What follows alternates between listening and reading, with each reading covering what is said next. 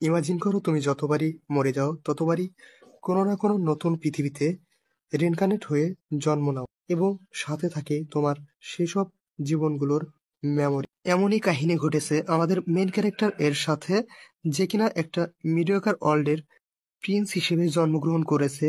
সে একটা ছোট বাচ্চা রূপে সেই ওয়ার্ল্ডে জন্মগ্রহণ করেছে, এবং তার মা একটা দাসী, যার জন্য তাকে কেউ কোনো রকম দাম দেয় না, তাকে সবাই এমনিতেই ছেড়ে দিয়েছে। তো চলো শুরু করা যাক আজকের আমাদের এই কাহিনী। এই কাহিনীর মেইন ক্যারেক্টার, যে কিনা একটা ছোট বাচ্চা রূপে জন্ম নিয়ে, কাহিনীর শুরুতেই আমরা দেখতে পাই আমাদের মেইন ক্যারেক্টার বিশাল এক মনস্টারের সাথে লড়াই করছে, এবং লড়াই করতে সে খুব মজা পাচ্ছে, এবং সে মনস্টারকে বলছে যে এটা খুব বোরিং, মনস্টার খুব স্লো। লড়াই করতে করতে সে খুবই অমনোযোগী হয়ে পড়ে, আর এই অমনোযোগী হয়ে দাঁড়ায় তার কাল। আমরা দেখতে পাই সে মনস্টারকে কিল করার জন্য কিল ঘুষি দিয়ে যাচ্ছে। আমরা দেখতে পাই মনস্টারকে সে তার হাতে থাকা শর্ট ইউজ করে একদম কেটে ফেলে। লড়াই করার সময় হঠাৎই তার পা একটা পাথরের সাথে বেজে যায়, এবং সে হোঁচট খেয়ে পড়ে যায়। এবং তখনই আমরা দেখতে পাই একটা মেয়ে ধীরে ধীরে তার দিকে এগিয়ে যাচ্ছে। এটা দেখে সে ভাবতে থাকে, আমি লড়াইয়ে ক্লান্ত হয়ে পড়েছি, এটা হয়তো সিস্টেমের পক্ষ থেকে আমার জন্য একটা গিফট। আমরা দেখতে পাই মেয়েটি ধীরে ধীরে আমাদের মেন ক্যারেক্টার এর কাছে আসে, এবং তার কপালে একটু চুমু খায়, এবং মেন ক্যারেক্টার তার দিকে তাকিয়ে থাকে, এবং সে উঠে তাকে একটা চুমু খেতে যাবে। ঠিক তখনই সে দেখতে পায় তার হাত ছোট, এবং সে একটা ছোট বাচ্চা হয়ে গেছে। সে এটা দেখে কান্না করতে থাকে, এবং সে ভাবতে থাকে এটা হতে পারে না, এটা আমার 101 রিগ্রেশন টাইম, এটা বলেই সে কান্না করতে থাকে। এবং তখনই আমরা দেখতে পাই মেন ক্যারেক্টার রিয়ালাইজ করে সে একটা নোবেল পরিবারে জন্মগ্রহণ করেছে। সে বলতে থাকে তার জীবন একদমই অন্যদের থেকে আলাদা। সে যখনই মারা যায় তখনই সে আবার একটা ছোট বাচ্চা রূপে জন্মগ্রহণ করে। সে তার প্রথম জীবন সম্পর্কে আমাদেরকে বলতে থাকে। সে যখন প্রথম জন্মগ্রহণ করে সে কোরিয়াতে একটা বেকার যুবক হিসেবে জন্ম নেয়, এবং সে কার অ্যাক্সিডেন্টে মারা যায়। এবং যখনই তার চোখ খোলে সে দেখতে পায় সে একটা ছোট বাচ্চা রূপে একটা বড় ব্যবসায়ী পরিবারে জন্মগ্রহণ করেছে, এবং তার পরবর্তী জন্মে সে একটা হাইলি অ্যাডভান্সড ওয়ার্ল্ডে জন্মগ্রহণ করে, এবং তার পরবর্তী জন্মে সে একটা সামুরাই হয়ে জন্মগ্রহণ করে। এভাবে সে কাউন্টলেস জন্মগ্রহণ এবং মৃত্যুবরণ করতে থাকে। এই কথা বলতে বলতেই আমরা দেখতে পাই তার মা তার মুখের মধ্যে একটা ফিডারের বোতল দিয়ে দেয়। সে তার চারপাশের অবস্থা দেখতে থাকে এবং বলতে থাকে, আমি একটা রিচ পরিবারে জন্মগ্রহণ করেছি। এ কথা বলতে বলতেই সে ঘুমিয়ে পড়ে, এবং ভাবতে থাকে যে এটা হয়তো কোনো একটা নোবেল যার মধ্যে আমি বর্তমানে রয়েছি। তখনই আমরা দেখতে পাই তার মা এবং তার পাশে একটা মেড রয়েছে, তারা হাসছে। এই জন্মগ্রহণে সে খুবই খুশি।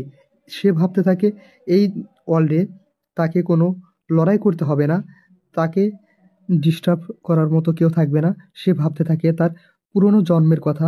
কোনো এক জীবনে তাকে তার মা বাবা একটা রাস্তার ধারে ফেলে রেখে যায়, এবং তাকে অনেক কষ্ট করে জীবনযাপন করতে হয়েছিল। এই কথা ভাবতে ভাবতে সে ঘুমিয়ে পড়ে। আমরা দেখতে পাই তার মা তার দিকে তাকিয়ে আছে, এবং মেয়েটকে বলছে, তুমি এখন আমাকে একটা সত্য কথা বলো, কেউ কি এই ছোট বাচ্চাকে প্রিন্স হিসেবে মেনে নেবে? কেননা আমিও তোমার মতোই এই মহলে একটা মেড হিসেবে ছিলাম অতীতে। সে এই কথা বলার সাথে সাথেই মেড বলতে থাকে যে হ্যাঁ, অবশ্যই ইয়াং প্রিন্সকে সবাই মেনে নেবে, কেননা তার মধ্যে আমাদের রাজারই ব্লাড রয়েছে। এই কথা বলার সাথে সাথেই আমাদের মেন ক্যারেক্টার এর মা লিবানা বলতে থাকে, হয়তো বড় হয়ে তাকে দোষারোপ করবে যে সে কেন তাকে জন্ম দিয়েছে একজন মেড হয়েও। এই কথা বলার সাথে সাথেই আমরা দেখতে পাই মেন ক্যারেক্টার তার মায়ের চোখের পানি মুছে দেয়, এবং একটা ছোট্ট কিউট হাসি দেয়। এবং তখনই আমরা দেখতে পাই মেইন ক্যারেক্টার এর মা বলতে থাকে, মেইন ক্যারেক্টার সব কথা বুঝতে পেরে আমাকে সান্ত্বনা দিচ্ছে। তখন মেইন ক্যারেক্টার বলতে থাকে, আমি একটা মেডিভেল ওয়ার্ল্ডে একটা ইয়াং প্রিন্স হয়ে জন্মগ্রহণ করেছি। এই জীবনে আমাকে কোনো লড়াই করতে হবে না। এই জীবনে একটা প্রিন্স হিসেবে আমি অনেক সুখে শান্তিতে জীবনযাপন করতে পারবো। এই জীবনটা এইবারের রিগ্রেশন আমি যে ওয়ার্ল্ডে নিয়েছি, একদম পারফেক্ট ওয়ার্ল্ডে নিয়েছি একজন ইয়াং প্রিন্স হিসেবে। এই জীবনটা শুধু আমার মজার উপর কাটবে, আমি দুনিয়া ঘুরবো। একথা বলতে বলতে সে তার হাত পা ছোটাছুটি করতে থাকে। এটা দেখে তার মা বলতে থাকে হয়তো ইয়াং প্রিন্স অনেক খুশি। এটা দেখে ইয়াং প্রিন্স অর্থাৎ মেইন ক্যারেক্টার ভাবতে থাকে যে এই ওয়ার্ল্ডে তাকে অবশ্যই তার কাছে থাকা পাওয়ার লুকিয়ে রাখতে হবে, না হলে তাকে যে কোনো সময় অ্যাসাসিনেট করে দেওয়া হবে। এই কথা বলতে বলতে সে ভাবতে থাকে আমার কাছে কাউন্টলেস টেকনিক রয়েছে যার মাধ্যমে আমি আমার শরীর এবং মনকে শক্তিশালী করতে পারবো। আমরা দেখতে পাই মেন ক্যারেক্টার শুয়ে থাকার ভান করে এবং তখন তার মা বুঝতে পারে যে সে শুয়ে আছে, ঘুমিয়ে পড়েছে। তখন তার মা তার মাথায় হাত বুলিয়ে এখান থেকে চলে যায় এবং আমরা দেখতে পাই মেন ক্যারেক্টার সেটা একদম শুয়ে থাকার ভান করে চুপচাপ দেখতে থাকে। মেন ক্যারেক্টার যে দেখে তার মা চলে গিয়েছে, সে তখন তার চোখ খুলে একটা মুচকি হাসি দেয় এবং হঠাৎ করে তার মুখ থেকে শব্দ বের হয়ে যায়। সাথে সাথে সে তার মুখ বন্ধ করে রাখে এবং বলতে থাকে আবার তার মা এবং মেয়ের ফিরে না আসে। সে ভাবতে থাকে এই দুনিয়াতে জন্ম নেওয়ার পরে সে একটা মুহূর্ত জন্য সে কাল্টিভেশন করার সুযোগ পায়নি, কারণ সব সময় সর্বদা তার মা এবং মেয়ের তার পাশে ছিল। এ কথা বলতে বলতেই সে কাল্টিভেশন করার স্টেটে চলে যায় এবং সে তার আশেপাশে থাকা মানা কিউআই এনার্জি তার শরীরে গ্যাদার করতে থাকে এবং সে ভাবতে থাকে সে একটা ওয়ার্ল্ডে জন্ম নেওয়ার পরে সে অনেক বড় একটা কাল্টিভেটর হয়ে গিয়েছিল এবং সে নিজে নিজে একটা টেকনিক ক্রিয়েট করেছিল। সেই টেকনিকের মাধ্যমে সে কাল্টিভেট করার চেষ্টা করে। সে ভাবতে থাকে মেড চলে আসার আগেই তাকে তার কাল্টিভেশন শেষ করতে হবে। সে তার পুরো শরীরে কিউআই এনার্জি ফ্লো করতে থাকে এবং সে একটা ছোট একটা ডেন্টিয়ান তৈরি করতে সক্ষম হয় এবং সেই ডেন্টিয়ানের মধ্যে এনার্জি স্টোর করতে থাকে। বাইরে থেকে শব্দ পেয়ে মেড ভাবতে থাকে যে ভিতরে কিছু একটা হয়েছে, এই কথা ভেবে সে দৌড়ে চলে আসে। কিন্তু তখনই মেন ক্যারেক্টার চাদর মুড়ি দিয়ে শুয়ে পড়ে এবং ঘুমানোর ভান করে। তখনই মেড ভাবতে থাকে হয়তো ইয়াং প্রিন্স কোনো স্বপ্ন দেখে ভয় পেয়েছে, এই কথা বলে সে এখান থেকে চলে যায়। মেন ক্যারেক্টার ভাবতে থাকে যদি সে তাকে ছুঁয়ে ফেলতো তাহলে তার শরীরে গ্যাদার করা সকল এনার্জি লস হয়ে যেত। মেড এখান থেকে চলে যাওয়ার পর মেন ক্যারেক্টার তার শরীরে থাকা সকল এনার্জি আবার পুনরায় একত্রিত করতে থাকে এবং তার শরীরে একটা সম্পূর্ণ কিউআই ডেন্টিয়ান তৈরি করতে সক্ষম হয় এবং তার রুমে একটা জোরে একটা ব্লাস্ট হয়, তার এনার্জির ব্লাস্ট। এটা দেখে সেই মেয়ের জোরে দৌড়ে তার রুমে চলে আসে এবং ভাবতে থাকে মেন ক্যারেক্টার এর সাথে কিছু একটা হয়েছে। ঠিক তখনই এই এপিসোডটি শেষ হয়ে যায়। তোমরা যারা এই এপিসোডটি সম্পূর্ণ দেখেছো অবশ্যই বলবে আজকের এই এপিসোডটি কেমন হয়েছে এবং নেক্সট এপিসোডের জন্য অবশ্যই কমেন্টে জানাবে। হ্যালো গাইস, আজকের এই এপিসোডটি অনেক বেশি মজাদার হতে চলেছে। আশা করছি তোমরা সবাই এই ভিডিওটি দেখে অবশ্যই মজা পাবে। তো গত ভিডিওতে আমরা দেখতে পাই মেইন ক্যারেক্টার যখন তার কাল্টিভেশন করা শেষ করে তখন তার রুম থেকে একটা শব্দ হয়, তা দেখে তার ন্যানি এক দৌড়ে তার রুমে চলে আসে। ন্যানি ভাবতে থাকে মেইন ক্যারেক্টারের হয়তো অস্বস্তিকর লাগছে, তাই সে বলতে থাকে ইয়াং প্রিন্স আপনি যখন ঘুম থেকে উঠবেন তখন হার্বাল বাথ দিয়ে আপনাকে গোসল করিয়ে দেব, তখন আপনার স্বাস্থ্য ঠিক হয়ে যাবে, আপনি আপনার শরীরে তখন ভালো অনুভব করবেন। আমরা দেখতে পাই আমাদের মেন ক্যারেক্টার তার ন্যানিকে দেখে ঘুমানোর ভান করে থাকে।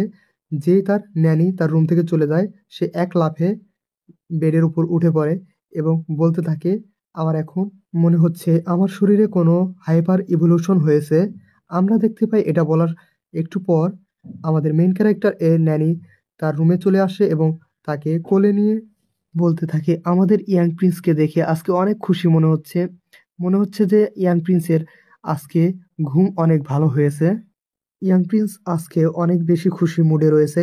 এ কথা বলে আমরা দেখতে পাই তার ন্যানি অনেক বেশি হাসতে থাকে এবং বলতে থাকে ইয়াং প্রিন্স আজকে অনেক খুশি।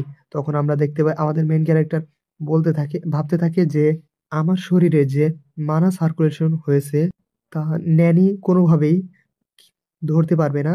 এই কথা বলে সে বলতে থাকে যে আমি অ্যাটমসফিয়ার থেকে প্রকৃতি থেকে কিউআই এনার্জি অ্যাবজর্ব করে আমি প্রতিনিয়ত শক্তিশালী হতে পারবো। এই টেকনিকের মাধ্যমে আমি শুয়ে বসে এবং এমনকি খাওয়ার সময়, এমনকি ঘুমানোর সময়ও আমি শক্তিশালী হব। আমি ধীরে ধীরে ওয়ার্ল্ডের নাম্বার ওয়ান শক্তিশালী কাল্টিভেটর হয়ে যাব, যে কিনা বাচ্চা বয়স থেকেই কাল্টিভেশন করছে। আমি যদি এইভাবে কাল্টিভেশন চালিয়ে যেতে পারি, এই ওয়ার্ল্ডে টপ 10 যারা শক্তিশালী ব্যক্তি রয়েছে তারাও এসে আমাকে হত্যা করতে পারবে না। আমি সবার উপরে সবচেয়ে বেশি শক্তিশালী হয়ে এই ওয়ার্ল্ডকে রুল করতে পারবো। আমরা দেখতে পাই, দেখতে দেখতেই 3 মাস চলে যায়, 5 মাস চলে যায়। আমরা দেখতে পাই মেইন ক্যারেক্টার বলতে থাকে, এই ওয়ার্ল্ডে আসার পরে আমার 5 মাস হয়ে গেছে এই ওয়ার্ল্ডে পুনরায় রিইনকার্নেট হয়ে জন্ম নেওয়ার।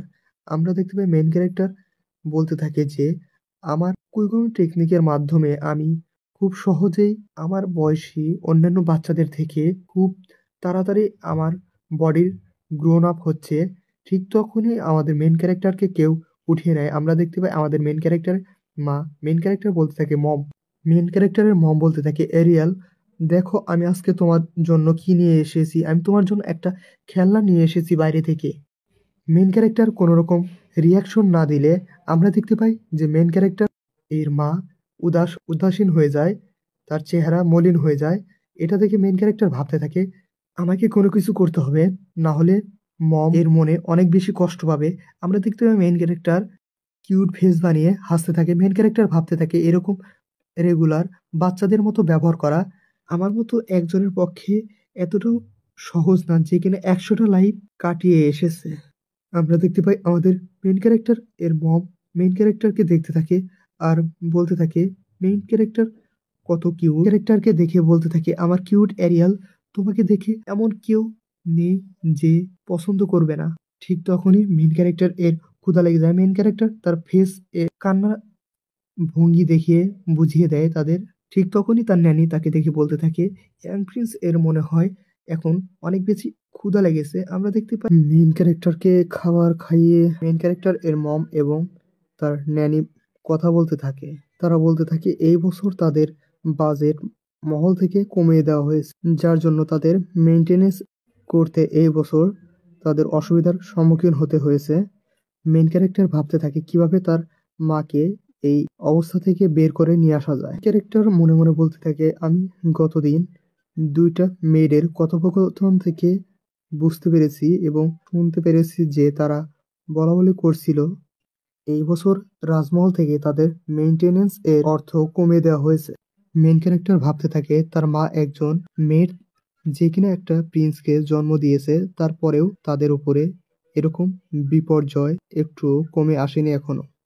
মেইন ক্যারেক্টার এর মা ভাবতে থাকে কিভাবে শীতের সময় পার করবে তারা, কেননা পুরো রাজমহলের যে খরচ রয়েছে মেইনটেনেন্স এর সাথে সোলজার্স দের খরচ এবং ইয়াং প্রিন্স এর খরচ একসাথে মিলিয়ে সবকিছু একসাথে মিলিয়ে এই বাজেটে সম্পন্ন করা সম্ভব না। তখন ন্যানি বলতে থাকে আপনি কিং এর সাথে যে দেখা করতে গিয়েছিলেন, তখন মেইন ক্যারেক্টার এর মম বলতে থাকে যে কিং অনেক বিজি মানুষ, যার কারণে তার সাথে সহজে দেখা করা সম্ভব না। তখন মেইন ক্যারেক্টার ভাবতে থাকে আমি যে কোনোভাবে হোক মমকে এই বিষয়ে সাহায্য করব, এই মর্মান্তিক অবস্থা থেকে বের হয়ে আসার জন্য আমি তাকে সাহায্য করব। মেইন ক্যারেক্টার তার দোলনার মধ্যে বসে থেকে এসব কিছু চিন্তা করতে থাকে কিভাবে তার মাকে এই আর্থিক সংকট থেকে রক্ষা করবে। ঠিক তখনই তার চোখ পড়ে যায় সামনে থাকা কয়লার ছাউনির দিকে। সে চিন্তা করতে থাকে কয়লাকে তার কিউআই এনার্জি দিয়ে ফোর্স করে সে ডায়মন্ডে পরিণত করতে পারবে। তার মায়ের গলায় সে ডায়মন্ডের একটা নেকলেস দেখেছে, যেটা অনেক বেশি দামি। এই ডায়মন্ড তার মা বিক্রি করে সে এই আর্থিক দুরবস্থা থেকে রেহাই পেতে পারবে, কিন্তু সে কোনোভাবেই তার দোলনা থেকে বাইরে যেতে পারছিল না। সে চিন্তা করতে থাকে সে তার শরীরে থাকা কিউআই এনার্জি ইউজ করে সে ওই পর্যন্ত যেতে পারবে। তাই সে তার বডিতে থাকা কিউআই এনার্জি তার শরীরের চারদিকে ছড়িয়ে দিয়ে সে আকাশে উড়তে উড়তে কয়লার ছাউনির দিকে যেতে থাকে। তো আজকের এই ভিডিও এখানেই শেষ। দেখা হচ্ছে নেক্সট ভিডিওতে।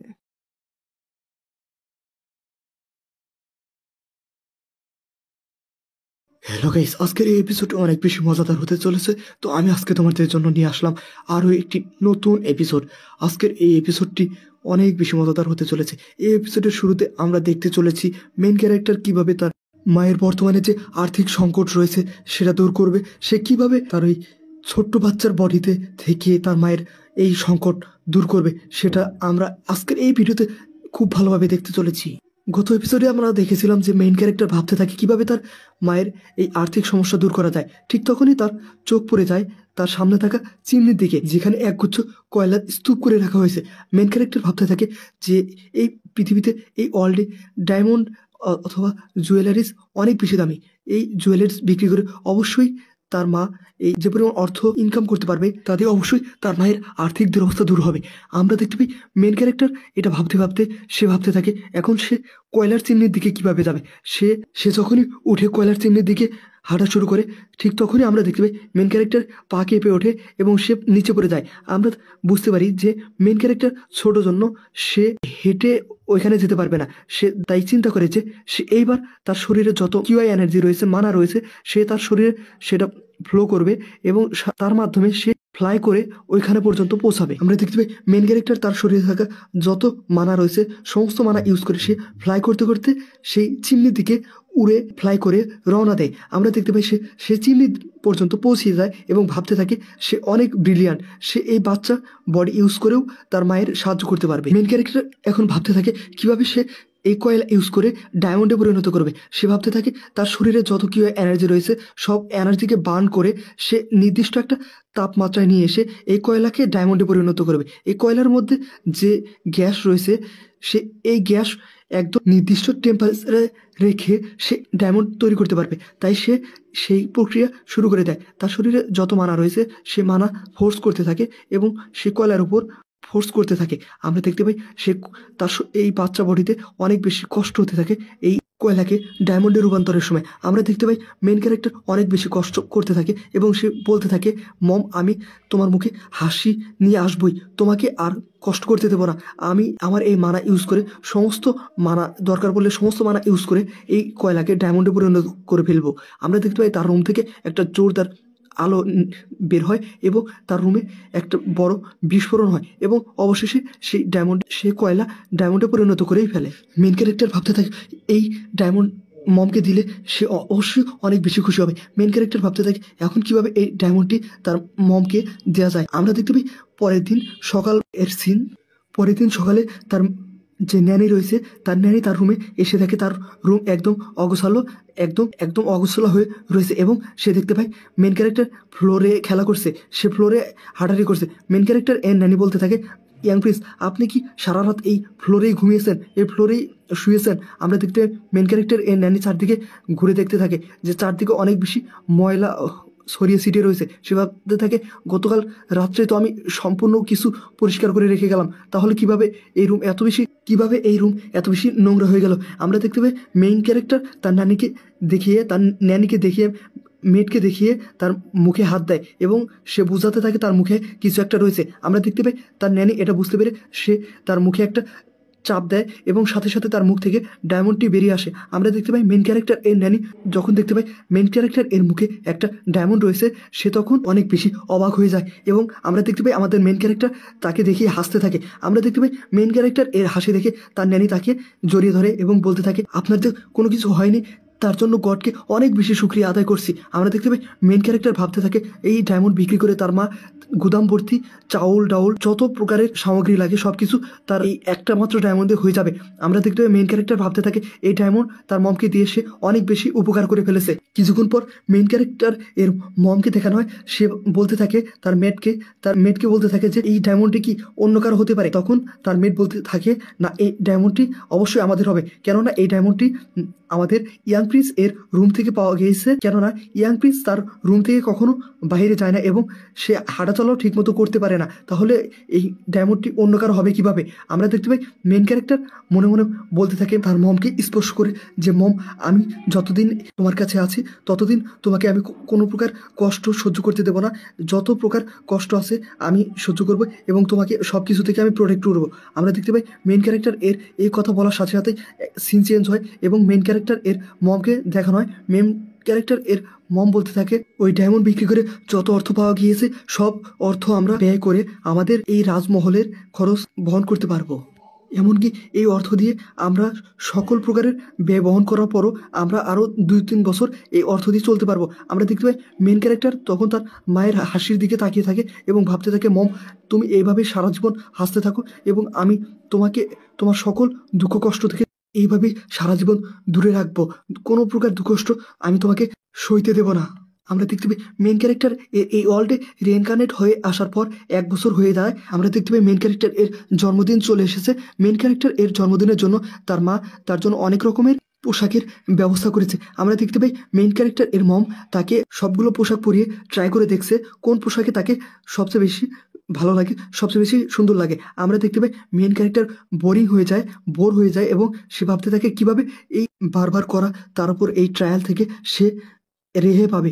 আমরা দেখতে পাই মেন ক্যারেক্টার কান্না শুরু করে দেয় এবং তখন তার মা এবং মেড বলতে থাকে হয়তো মেন ক্যারেক্টার এর ঘুম পেয়েছে তাই সে কান্না করছে। আমরা দেখতে পাই মেন ক্যারেক্টারকে তারা শুয়ে দিয়ে এখান থেকে চলে যায়। মেন ক্যারেক্টারও শুয়ে থাকার ভান করে মেন ক্যারেক্টার শুয়ে থেকে ভাবতে থাকে এই রাজ্যের রাজা অর্থাৎ তার বাবার সাথে আজকে সে প্রথম দেখা করবে 1 বছর পর। আমরা দেখতে পাই মেন ক্যারেক্টার এর মম মেন ক্যারেক্টার এর মেয়ের সাথে কথা বলতে থাকে। সে বলতে থাকে মেন ক্যারেক্টার এই 1 বছর খুব ভালোভাবেই কাটিয়ে দিল কোনো রকম অসুবিধা ছাড়াই। তখন মেড বলতে থাকে অবশ্যই ইয়াং প্রিন্স অনেক ভালোভাবেই এই 1 বছর কাটিয়ে দিয়েছে, কেননা সে একজন প্রিন্স হিসেবে তার শরীরে রয়েছে রয়্যাল ব্লাড। এই কারণেই তাকে কেউ কোনো রকম অসুবিধা ফেলতে পারবে না, কেননা তার শরীরে রয়্যাল ব্লাড থাকার কারণে রাজা পার্সোনালি তাকে সেফটি দেবে সব সময়। আমরা দেখতে পাই মেন ক্যারেক্টার এর মা বলতে থাকে মেন ক্যারেক্টারকে প্রিন্স এর যে টাইটেল এটা দেওয়া হবে আজকে তার জন্মদিন এর অনুষ্ঠানের মাধ্যমে। এই অনুষ্ঠানের পর থেকেই মেন ক্যারেক্টার প্রিন্স হিসেবে তার খ্যাতি অর্জন করতে পারবে, তার প্রিন্স টাইটেল পাবে। আমরা দেখতে পাই মেন ক্যারেক্টার ভাবতে থাকে যেহেতু আজকে আমার জন্মদিন, এই অনুষ্ঠানে আমি আমার অন্যান্য সিবলিং অর্থাৎ অন্যান্য ভাই বোনদের সাথে দেখা করতে পারবো। আমরা দেখতে পাই মেন ক্যারেক্টার এসব কিছু ভাবতে থাকে, আরও ভাবতে থাকে সে তার পিতা যে এই রাজ্যের কিং, এই রাজ্যের রাজা, তার সাথে আজকে প্রথম দেখা করবে। এই কথা ভাবতে ভাবতে সে অনেক বেশি এক্সাইটেড হয়ে পড়ে। আমরা দেখতে পাই ব্যাঙ্কুয়েট পার্টি অর্থাৎ তার জন্মদিনের যে অনুষ্ঠান, সেই অনুষ্ঠানের সিন, সেই অনুষ্ঠানে অনেক বেশি খাবার রাখা হয়েছে এবং অনেক লোকজন নোবেল যারা রয়েছে এই রাজ্যের, যারা বড় বড় পদে রয়েছে তাদেরকে এই অনুষ্ঠানে আমন্ত্রণ জানানো হয়েছে। পরের সিনে দেখানো হয় মেন ক্যারেক্টারকে একটা চেয়ারে নিয়ে এসে বসানো হয় এবং তার মা সেই চেয়ার থেকে তাকে উঠিয়ে কোলে নেয় এবং মেইন ক্যারেক্টার চারিদিকে দেখতে থাকে। মেইন ক্যারেক্টার এর মা ভাবতে থাকে মেইন ক্যারেক্টার হয়তো এত মানুষ দেখে এই প্রথমবার এত মানুষ দেখে ঘাবড়ে গিয়েছে, তাই তার মা তাকে আদর করে এবং সান্ত্বনা দিতে থাকে। আমরা দেখতে পাই মেইন ক্যারেক্টারও অনেক বেশি খুশি হয়ে যায় এবং মেইন ক্যারেক্টার সামনের দিকে তাকিয়ে একজনকে দেখতে থাকে। আমরা দেখতে পাই এই ব্যানকুইটে অনেক বেশি লোকজন এসেছে কিন্তু কেউ তাদের দিকে অত বেশি গুরুত্ব সহকারে দেখছে না, কেননা মেইন ক্যারেক্টার একটা কুকুম্বাইন এর সন্তান, তাই তাকে কেউ অত বেশি গুরুত্ব সহকারে দেখছে না। এটা দেখে মেইন ক্যারেক্টার অনেক বেশি রেগে যায় এবং ভাবতে থাকে আমার দিকে কেউ ঠিকভাবে তাকিয়েও দেখছে না, আমি যে এই রাজ্যের প্রিন্স, আমি যে এই রাজ্যের রাজার সন্তান, এটা কেউ ভেবে দেখছে না। শুধু তারা ভাবছে আমি যে একটা কুকুম্বাইন এর সন্তান, কুকুম্বাইন এর পেট থেকে আমার জন্ম, শুধু তারা এটাই ভাবছে আমি ভবিষ্যতে বড় হয়ে এদের অবশ্যই সাহায্য করব। আমরা দেখতে পাই মেইন ক্যারেক্টার এসব কিছু ভাবছিল, ঠিক তখনই এই ব্যাঙ্কুয়েট পার্টিতে তার জন্মদিন অনুষ্ঠানে এই রাজ্যের মহারানী অর্থাৎ এই রাজ্যের রাজার যে আসল ওয়াইফ, যাকে স্ত্রীর মর্যাদা দেওয়া হয়েছে, সে এই অনুষ্ঠান অ্যাটেন্ড করতে চলে আসে এবং ফুল দিয়ে তাকে বরণ করা হয়। আমরা দেখতে পাই মেন ক্যারেক্টার এর মম এবং মেন ক্যারেক্টার তার দিকে তাকিয়ে থাকে, কিন্তু মেন ক্যারেক্টার এর মম এবং মেন ক্যারেক্টারের দিকে না তাকিয়ে একদম সোজা হেঁটে চলে যায়। এরা দেখে এই রাজ্যের যতগুলো নোবেল ফ্যামিলি লোকজন এই ব্যানকুয়েট পার্টিতে এসেছে তারা সবাই বলা বলি করতে থাকে নানা রকম কথা।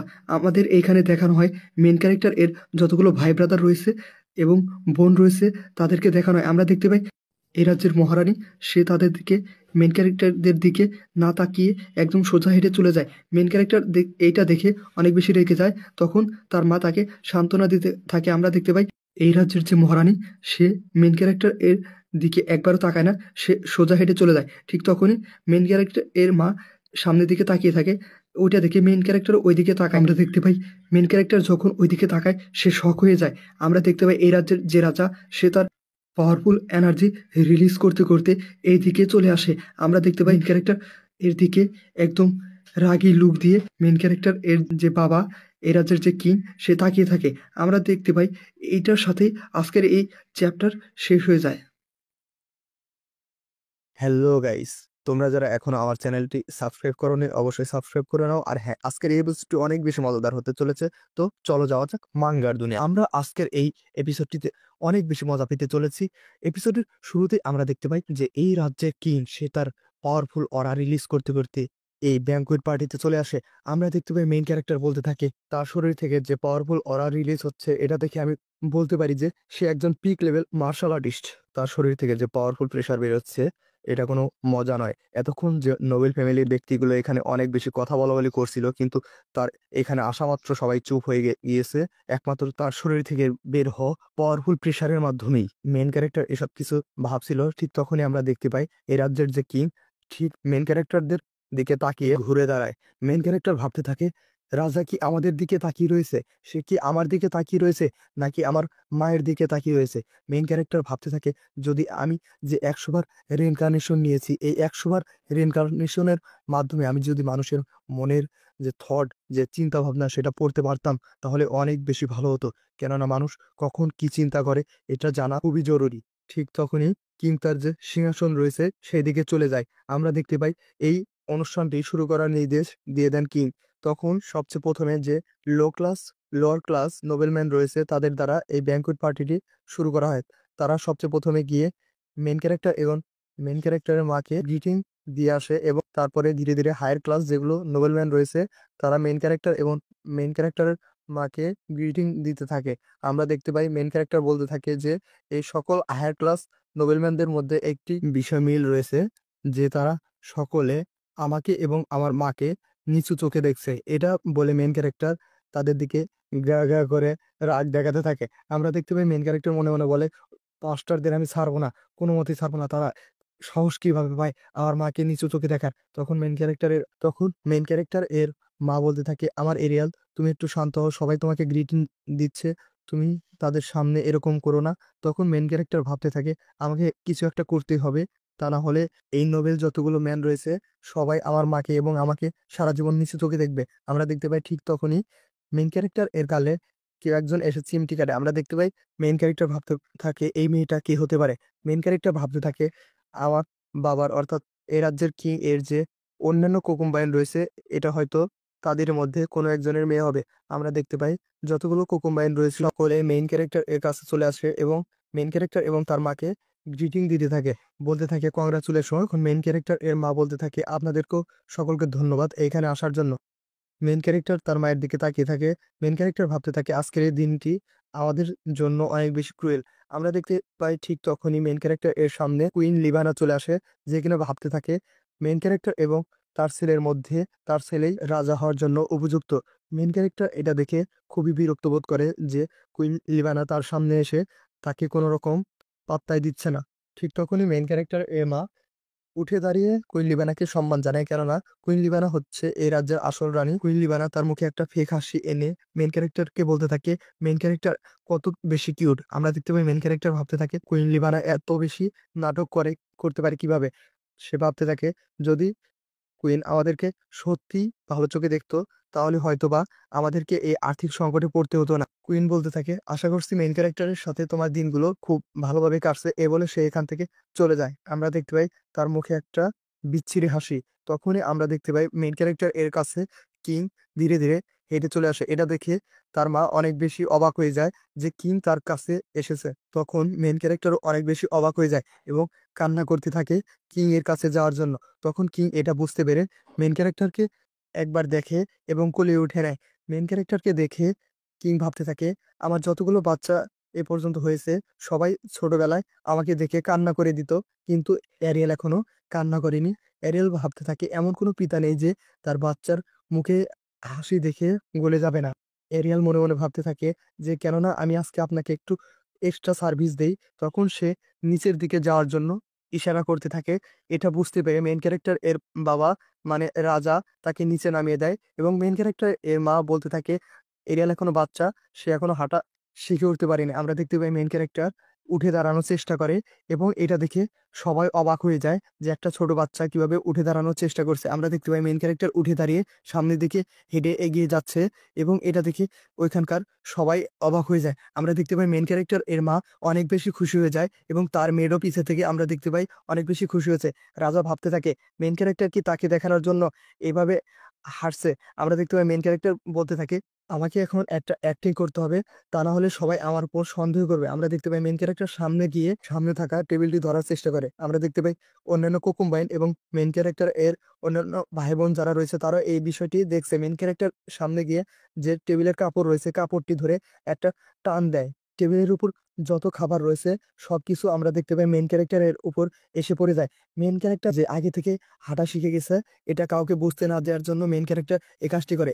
এইটা দেখে সবাই অবাক হয়ে যায় এবং চিন্তায় পড়ে যায়। আমরা দেখতে পাই মেইন ক্যারেক্টার কান্না করার অভিনয় করে এবং কিং এসে মেইন ক্যারেক্টারকে কোলে উঠে নেয় এবং বলতে থাকে কেউ একজন একটা এক্সট্রা কাপড় নিয়ে আসো মেইন ক্যারেক্টারকে পরিষ্কার করে দেওয়ার জন্য। মেইন ক্যারেক্টার এর মা এবং মেড এসে বলতে থাকে মেইন ক্যারেক্টারকে আমার কাছে দিন। তখন কিং বলতে থাকে না ঠিক আছে। যেই মেইন ক্যারেক্টার এর কাপড় চেঞ্জ করার জন্য মেইন ক্যারেক্টার এর কাপড় খুলতে যাবে তখন মেইন ক্যারেক্টার এর কাপড় আমরা দেখতে পাই অনেক বেশি নোংরা। এটা দেখে সবাই অবাক হয়ে যায়। মেড ভাবতে থাকে যে আমি তো নিজের হাতে কাপড় পরিষ্কার করে মেইন ক্যারেক্টারকে পরিয়ে দিয়েছিলাম, তাহলে এটা হলো কিভাবে। এটা দেখে রাজা অনেক বেশি রেগে যায় এবং আমরা চারপাশে দেখতে পাই যত নোবেলম্যান এখানে এসেছিল সবাই বলাবলি করতে থাকে যে একটা প্রিন্স হয়েও কিভাবে একটা নোংরা কাপড় পরে আছে। প্রিন্সকে রাজপ্রাসাদে কি কোনো যত্ন নেওয়া হয় না? প্রিন্সের শরীরে রয়্যাল ব্লাড রয়েছে, তার সাথে এসব কিভাবে হতে পারে? এরা দেখে রাজা অনেক বেশি রেগে যায় এবং তার যে হেড বাটলার রয়েছে তাকে ডাক দেয় এবং বলতে থাকে আমার যতগুলো কোকুম্বাইন রয়েছে তাদেরকে যে পরিমাণ খরচ পাঠানো হয় তার একটা তালিকা আমি এই মুহূর্তে দেখতে চাই। মেন ক্যারেক্টার এটা থেকে অনেক বেশি খুশি হয় আর ভাবতে থাকে আমার মেয়ের যখন আমাকে এই কাপড় পরিষ্কার করে আমাকে পরিয়ে দিয়েছিল আমি তখন আমার মারা ইউজ করে আমার এই কাপড়টা নোংরা করে ফেলেছি। তখন মেন ক্যারেক্টার এর মা বলতে থাকে এরিয়ালকে প্লিজ আমার হাতে দিন, কারণ এরিয়াল এখন অনেক বেশি নোংরা, প্লিজ ওকে আমার হাতে দিন। তখন রাজা বলতে থাকে না কোনো সমস্যা নেই, ও এখন বর্তমানে আমার কাছে ঠিক আছে। আবার মেইন ক্যারেক্টার এর মা বলতে থাকে তারপরও মেইন ক্যারেক্টার অনেক বেশি নোংরা, আপনি একজন কিং, আপনার শরীরে ময়লা লেগে যাবে। তখন কিং বলে না তাতে সমস্যা নেই। আমরা দেখতে পাই সবাই বলাবলি করছে প্রিন্সকে শুধু উপরে উপরে একটা ভালো জামা পরানো হয়েছে, কিন্তু আসলে যে প্রিন্স অনেক বেশি কষ্টে জীবনযাপন করছে এটা আজকের এই দৃশ্য না দেখলে হয়তো আমরা কেউ জানতাম না। তখন কিং বলতে থাকে যে তার বাটলারকে যত রকমের ডিটেল রয়েছে সকল ডিটেল আমার এক্ষুনি চাই। এরিয়েলের জন্য যে বাজেট আমার পক্ষ থেকে করা হয়েছিল সে বাজেট কে বা কারা এর মধ্যে থেকে হাতিয়ে নিয়েছে অথবা পৌঁছাতে দেয়নি তাদের সকলের লিস্ট আমার চাই। মেন ক্যারেক্টার ভাবতে থাকে সত্যি কি তার বাবা এই সম্পর্কে জানতো না? কিং কি কোনো কিছুই জানতো না? মেন ক্যারেক্টার এর মা বলতে থাকে প্লিজ কিং আমাকে মাফ করে দিন, আমার জন্য আজকে আপনাকে এমন দিনটি দেখতে হলো। আমরা দেখতে পাই মেন ক্যারেক্টার এর মা কোলে নিয়ে চারদিকে দেখতে থাকে এবং আমাদেরকে আবার সকলের দৃশ্য দেখানো হয়। সকলে অনেক অবাক হয়ে এইসব কিছু দেখছে। ঠিক তখনই বাটলার এসে কিং এর কাছে সেই ডিটেলটি পৌঁছে দেয়। আমরা দেখতে পাই সবাই সেটি মনোযোগ সহকারে দেখছে যে কি এর নেক্সট পদক্ষেপ কি হবে। আমরা দেখতে পাই কি এটা দেখে অনেক বেশি রাগান্বিত হয়ে যায় এবং সেই ডিটেলসে থাকা কাগজটি রাগে জ্বালিয়ে দেয় এবং সে ভাবতে থাকে একটা ছোট্ট বাচ্চার সাথে তারা এই সকল কাজ কিভাবে করতে পারে। আমরা দেখতে পাই মেইন ক্যারেক্টার এর মা এটা দেখে অনেক বেশি ঘাবড়ে যায়।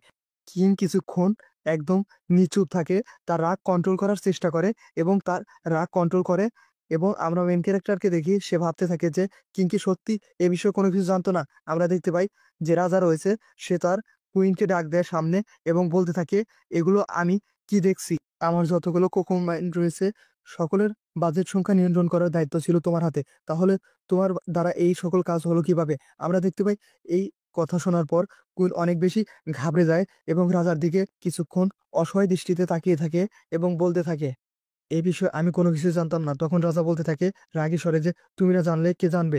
তখন আমরা দেখতে পাই যে ক্রাউন প্রিন্স রয়েছে সে তাদের কথার মাঝখানে চলে আসে এবং বলতে থাকে আমার মায়ের এ বিষয়ে কোনো হাত নেই, এ বিষয়ে আপনার আরো ভালোভাবে তদন্ত করা উচিত। আমরা দেখতে পাই তখন রাজা বলতে থাকে যদি তোমার মায়ের কোনো রকম হাত না থাকে, রানীর যদি কোনো রকম হাত না থাকে, তাহলে এই বিষয়ে কার হাত রয়েছে। একবার তোমার ছোট ভাই এরিয়েল এর দিকে তাকাও, যে কিনা একটা গরিবের মতো জীবনযাপন করছে। এটা শুনে ক্রাউন প্রিন্স একবার এরিয়েল এর দিকে তাকায় এবং সে চুপ হয়ে যায়। তখন রাজা আবার বলতে থাকে, তুমি কি এখনো বলবে যে এই বিষয়ে তোমার মায়ের কোনো হাত নেই, কেননা সে এটা নিজের হাতে করেনি? তখন রাজা কুইনকে উদ্দেশ্য করে বলে, আমার কুইন, তুমি আজকে আমাকে অনেক বেশি ডিসঅ্যাপয়েন্ট করেছো। আমরা দেখতে পাই তখন মেইন ক্যারেক্টার এর মা বলতে থাকে, প্লিজ এখানে কুইন এর কোনো হাত নেই, প্লিজ যা শাস্তি দেন আমাকে দিন, কেননা আমি এটা ডিজার্ভ করি না, আমার কারণে আজকে আপনাকে এই দিনটি দেখতে হলো। তখন রাজা বলতে থাকে, ডিজার্ভ করো না, তুমি আমার বাচ্চাকে জন্ম দিয়েছো, যার কারণে তুমি সবকিছুই ডিজার্ভ করো। এই বলে রোমান্টিক সিন বানিয়ে রাজা মেইন ক্যারেক্টার এর মায়ের কাছে চলে যায় এবং রোমান্টিক সুরে বলতে থাকে, তুমি আমার বাচ্চাকে জন্ম দিয়েছো, এ কারণেই যথেষ্ট যে তুমি আমার রয়্যাল ফ্যামিলির একজন মেম্বার, আমি রয়্যাল ফ্যামিলির একটা বাচ্চা জন্ম দিয়েছো, এটা তোমার জন্য একটা গর্বের বিষয়। মেইন ক্যারেক্টার এর মা এবং রাজা এভাবে কথোপকথন করছিল। তখন আমরা দেখতে পাই কুইন এটা দেখে অনেক বেশি জেলাস ফিল করে। আবার রাজা কুইনকে আবার বলতে থাকে, আমি আশা করছি এই বিষয়ে তুমি সঠিকভাবে তদন্ত করবে আর এই ভুল আর যেন দ্বিতীয়বার না হয়। এই কথা বলে আমরা দেখতে পাই রাজা এখান থেকে চলে যায়।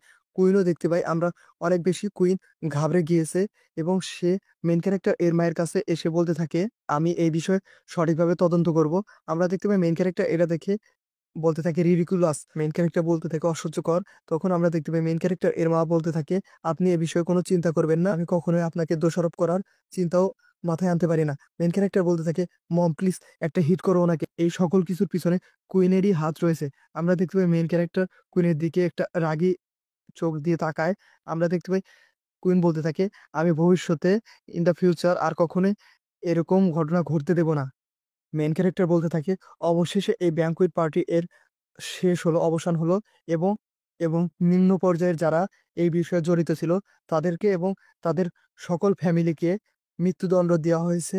মেইন ক্যারেক্টার বলতে থাকে, এখানে যারা অপরাধী ছিল তারা বেঁচে গিয়েছে এবং যারা নিরপরাধ ব্যক্তি ছিল যাদেরকে দ্বারা কাজ করানো হয়েছে তাদেরকে মৃত্যুদণ্ড দেওয়া হয়েছে। আমরা দেখতে পাই মেইন ক্যারেক্টার এর প্রাসাদের সিন, সেখানে যতগুলো মেড রয়েছে সবাই বলাবলি করছে যে রাজপ্রাসাদের টাকার সাথে তারা এরকম মর্মান্তিক কাজ কিভাবে করতে পারে। মেইন ক্যারেক্টার ভাবতে থাকে, এই এক্সিকিউশন এর পরে সকল কিছু সকল প্রমাণ একদম ধামাচাপা দেওয়া হয়ে গিয়েছে। এই রাজ্যের মহারানী কোনো ইজি অপোনেন্ট না। আমি যখন বড় হয়ে যাব, এরিয়েল যখন বড় হয়ে যাবে, তখন সবাই ধুলোর মধ্যে মিশিয়ে যাবে, আমি সবাইকে হারিয়ে দেব, আমার সাথে পাঙ্গা নেওয়ার স্বাদ সবাইকে বুঝিয়ে দেব, কিন্তু এখন আমার খাওয়ার সময় হয়ে গিয়েছে। এই বলে এরিয়াল কান্না করতে থাকে। মেইন ক্যারেক্টার এর কান্না দেখে তার ন্যানি বুঝে যায় যে মেইন ক্যারেক্টার এরও ক্ষুধা লেগেছে, তাই মেইন ক্যারেক্টারকে খাবার খাইয়ে দেয় এবং বলতে থাকে, ইয়াং প্রিন্স প্লিজ আপনি সকল খাবার খেয়ে নিন। আমরা দেখতে পাই মেইন ক্যারেক্টার সমস্ত খাবার শেষ করার পরে মেইন ক্যারেক্টার এর ঘুম ধরে যায়। তখন মেইন ক্যারেক্টারকে মেড এসে শুইয়ে দেয়। মেইন ক্যারেক্টার কিছুক্ষণ পর ঘুম থেকে উঠলে সে দেখতে পায় চারপাশে, সামনের দিকে তাকিয়ে দেখতে পায় যে তার মেড ঘুমিয়ে রয়েছে। তাই সে তার পাওয়ার ইউজ করে সামনে যে জানালা রয়েছে জানালার কাছে উড়ে চলে যায় এবং জানালা দিয়ে বাইরে তাকিয়ে দেখতে পায় যে কেউ একজন তার বাসায় ঘুরতে এসেছে। ঠিক তখনই সে খেয়াল করে যে তার দরজার কাছে কেউ একজন চলে এসেছে। মেইন ক্যারেক্টার এটা দেখে অবাক হয়ে যায়। আমরা দেখতে পাই মেইন ক্যারেক্টার এর রুমের দিকে তার মা এবং তার সাথে আরেক কোকুম্বাইন এবং তার মেয়ে হেঁটে এগিয়ে যাচ্ছে।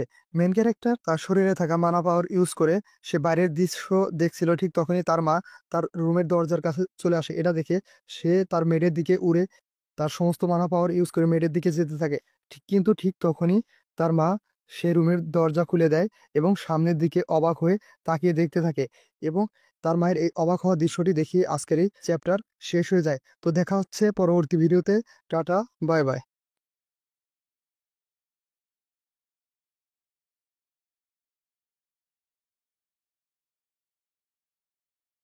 হ্যালো গাইস, আমি আজকে তোমাদের জন্য নতুন আরো একটি এপিসোড নিয়ে হাজির হলাম।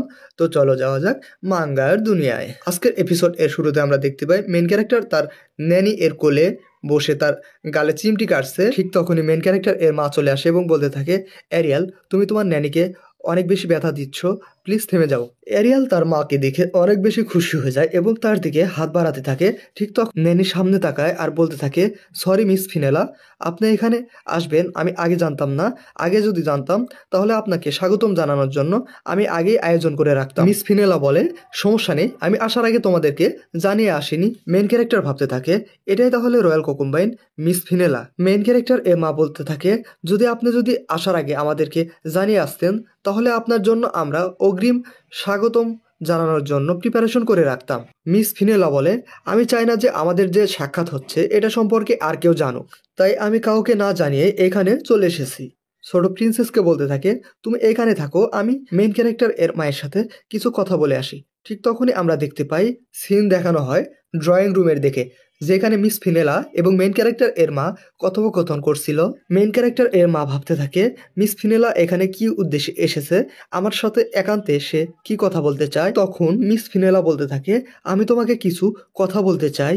কিন্তু হঠাৎ করে মেন ক্যারেক্টার এর মায়ের কাশি উঠে যায়, সে কাশতে থাকে। এটা দেখে ফিনেলা বলতে থাকে, আপনার কি কিছু হয়েছে? না, আমার কিছু হয়নি, আপনি আপনার কি বলতে চান সেটা শেয়ার করুন। মিস ফিনেলা বলে, প্রথমে আমি আপনার কাছে মাপ চেয়ে নিচ্ছি। মেন ক্যারেক্টার মা বলতে থাকে, হঠাৎ আপনি কিসের জন্য আমার কাছে মাপ চাচ্ছেন? তখন ফিনেলা বলতে থাকে, এটি ঠিক সেই দিনের জন্য যেদিন প্রিন্সের বার্থডে অনুষ্ঠিত হচ্ছিল। সেই দিন আমি আপনাকে কোনো রকম সাহায্য করতে পারিনি, যার জন্য আমি আপনার কাছ থেকে অগ্রিম মাপ চেয়ে নিচ্ছি। মেন ক্যারেক্টার এর মা অবাক হয়ে যায় আর ভাবতে থাকে, এটা সেই মিস ফিনেলা কিনসিস্টার যার ফ্যামিলি কিনা যুদ্ধে অনেক বেশি অবদান রেখেছিল এই রাজ্য প্রতিষ্ঠা করার সময়। তাদের যে পরিবার রয়েছে এই রাজ্য প্রতিষ্ঠা করার সময় যে অবদান রেখেছিল তা কখনো ভোলার মতো না। এই রাজ্যে এমন কেউ নেই যে কিনসিস্টার ফ্যামিলির গর্বিত ইতিহাস সম্পর্কে জানে না, কিন্তু এই ফ্যামিলির ঐতিহ্য নেহাতি পাস্ট হয়ে রয়ে গেছে, অতীত হয়ে রয়ে গেছে। এমনকি তাদের যে হেড রয়েছে তার ফ্যামিলি চালাতে গিয়ে এখন হিমশিম খাওয়ার মতো অবস্থায় পড়ে গিয়েছে তারা, কেননা তাদের ফ্যামিলি থেকে গত কয়েক দশকে আর কোনো রকম লিডার জন্ম নেয়নি, কোনো ট্যালেন্ট জন্ম নেয়নি, যার কারণে তাদের ফ্যামিলি বর্তমানে ডিক্লাইনে চলে যাচ্ছে। সিন বর্তমানে শিফট করা হয়। মেন ক্যারেক্টার এর মা বলতে থাকে, আপনি কি আপনার পরিবার সম্পর্কে কথা বলতে চাচ্ছেন? মিস ফিনেলা বলতে থাকে, হ্যাঁ, আমি আমার কাজের প্রায়শ্চিত্ত করার জন্য এখানে এসেছি। মহারানী তখন আমাকে সেই সময় থ্রেট দিয়েছিল, যার কারণে আমি আপনাদের সাথে এই সকল কার্য করতে বাধ্য হয়েছিলাম, আর তাই আমি আপনাকে এই সামান্য পরিমাণ অর্থ দিয়ে সাহায্য করতে এসেছি। আমি জানি এটা দিয়ে কোনো রকম সুবিধা হবে না, কোনো সাহায্য করতে পারবো না এ দিয়ে, কিন্তু আমি আমার কাজের যে প্রায়শ্চিত্ত রয়েছে আর সাথে আমি আপনার কাছ থেকে মাপ চেয়ে নিতে এসেছি এই জায়গায়। মেন ক্যারেক্টার এর মা চুপচাপ বসে মিস ফিনেলা এর কথা বোঝার চেষ্টা করছিল যে সে কি এক্স্যাক্টলি কি বলতে চায়। মিস ফিনেলা বলতে থাকে, আমি আপনার কাছে একান্তই মাপ চাওয়ার জন্য বর্তমানে এইখানে এসেছি। আমি চাই না যে আপনি আমার প্রতি ঘৃণা রাখুন, আমাকে ঘৃণা করুন। এই বলে সে তার পিছনের দিকে তাকিয়ে তার মেয়ের দিকে দেখতে থাকে। ঠিক তখনই মেন ক্যারেক্টার এর মা বলতে থাকে, ভাবতে থাকে, সে শুধু তার বাচ্চাকে প্রোটেক্ট করার চেষ্টা করছে যে কিং এর অ্যাফেয়ার রয়েছে সেইখান থেকে। সে চায় না যে রাজমহল থেকে প্রিন্সেসকে কেউ কোনো প্রকার ক্ষতি করার চেষ্টা করুক। যদি এই কথাই হয়ে থাকে তাহলে ঠিক আছে, আমি আপনার প্রতি কোনো রকম ঘৃণা রাখছি না, আমি কখনো আপনার প্রতি ঘৃণার নজরে দেখিনি, এবং সরি মিস ফিনেলা, আমি আপনার দেয় এই অর্থ রাখতে পারবো না। তখন মিস ফিনেলা বলতে থাকে, তুমি এই অর্থ কেন রাখবে না? তুমি আমার কাছে কোনো প্রকার কম্প্রিহেনশন চাও না?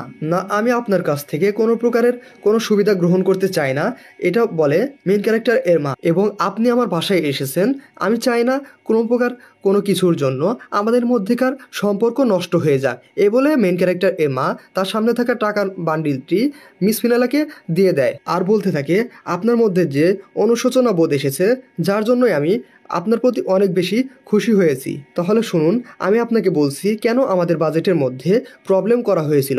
তখন মেন ক্যারেক্টার এর মা একথা বলতে থাকে, ওয়েল, আমি ছিলাম যে এই রাজ্যের কুইন, তার মেড। আমি তার মেড হিসেবে এই মহলে প্রথম অনুপ্রবেশ করি।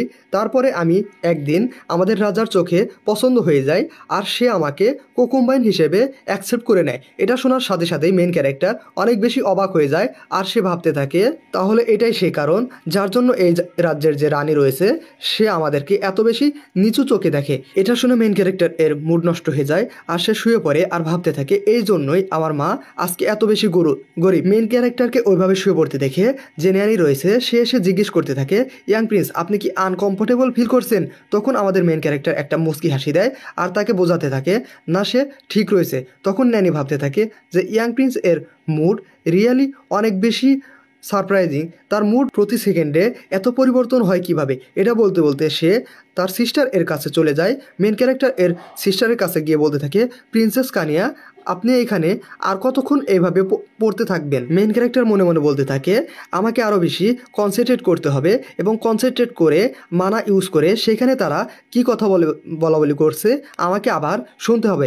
এ বলে সে আবার তার কনসেন্ট্রেট শুরু করে দেয় এবং তার মা এবং মিস ফিনেলিয়া কি কথা বলাবলি করছে সেটা শুনতে থাকে। কুইন যে আমাকে অনেক বেশি ঘৃণা করে, এ রাজ্যের রানী যে আমাকে অনেক বেশি ঘৃণা করে এটা আমি জানি এবং আমি এর প্রতি অনেক বেশি অভ্যস্ত হয়ে গেছি, কিন্তু এটা আমি আর অভ্যস্ত করব না, আমি আর এটা সহ্য করব না, কেননা বর্তমানে আমার কাছে অ্যারিয়েল রয়েছে, যার জন্য আমি আর সহ্য করব না কোনো কিছু। আমি অ্যারিয়েল এর জন্য মিস ফিনেলা আপনার সাথেও এলাই হতে রাজি আছি।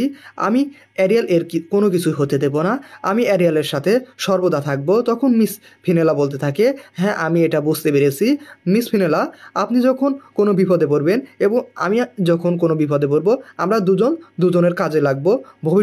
ভবিষ্যতে আমাদের এই এলাই হওয়া আমাদের জন্য অনেক বেশি কাজে দেবে। মেইন ক্যারেক্টার এই সকল কথা শুনছিল এবং সে ভাবতে থাকে, মম তাহলে অলরেডি মিস ফিনেলা এর সাথে এলাই করেই নিল আমাকে এই রাজ্যের যে ঘৃণিত রাজনীতি রয়েছে তা থেকে বাঁচানোর জন্য। মেন ক্যারেক্টার ভাবতে থাকে, এই রাজ্যে আমার আরও অনেক বেশি ভাই এবং বোন রয়েছে, তাদের মধ্যে থেকে কে আমার জন্য ভবিষ্যতে অদৃশ্য ঠের হয়ে দাঁড়াবে তা আমি চিন্তাও করতে পারি না। মেন ক্যারেক্টার বসে বসে এই সকল কথা ভাবছিল, ঠিক তখনই সে তার সাইডে খেয়াল করে প্রিন্সেস তার দোলনা বয়ে তার দোলনার ভিতরে আসার চেষ্টা করছে। আমরা দেখতে পাই মেন ক্যারেক্টার ভাবতে থাকে প্রিন্সেস এর মধ্যে আসতে পারবে না, কিন্তু ঠিক তখনই প্রিন্সেস তার দোলনার ভিতর চলে আসে এবং তার গালে চিমটি কাটতে থাকে এবং বলতে থাকে, অ্যারিয়েল এর গাল অনেক বেশি সফট, এটা বলে তার গাল চাপ দিতে থাকে।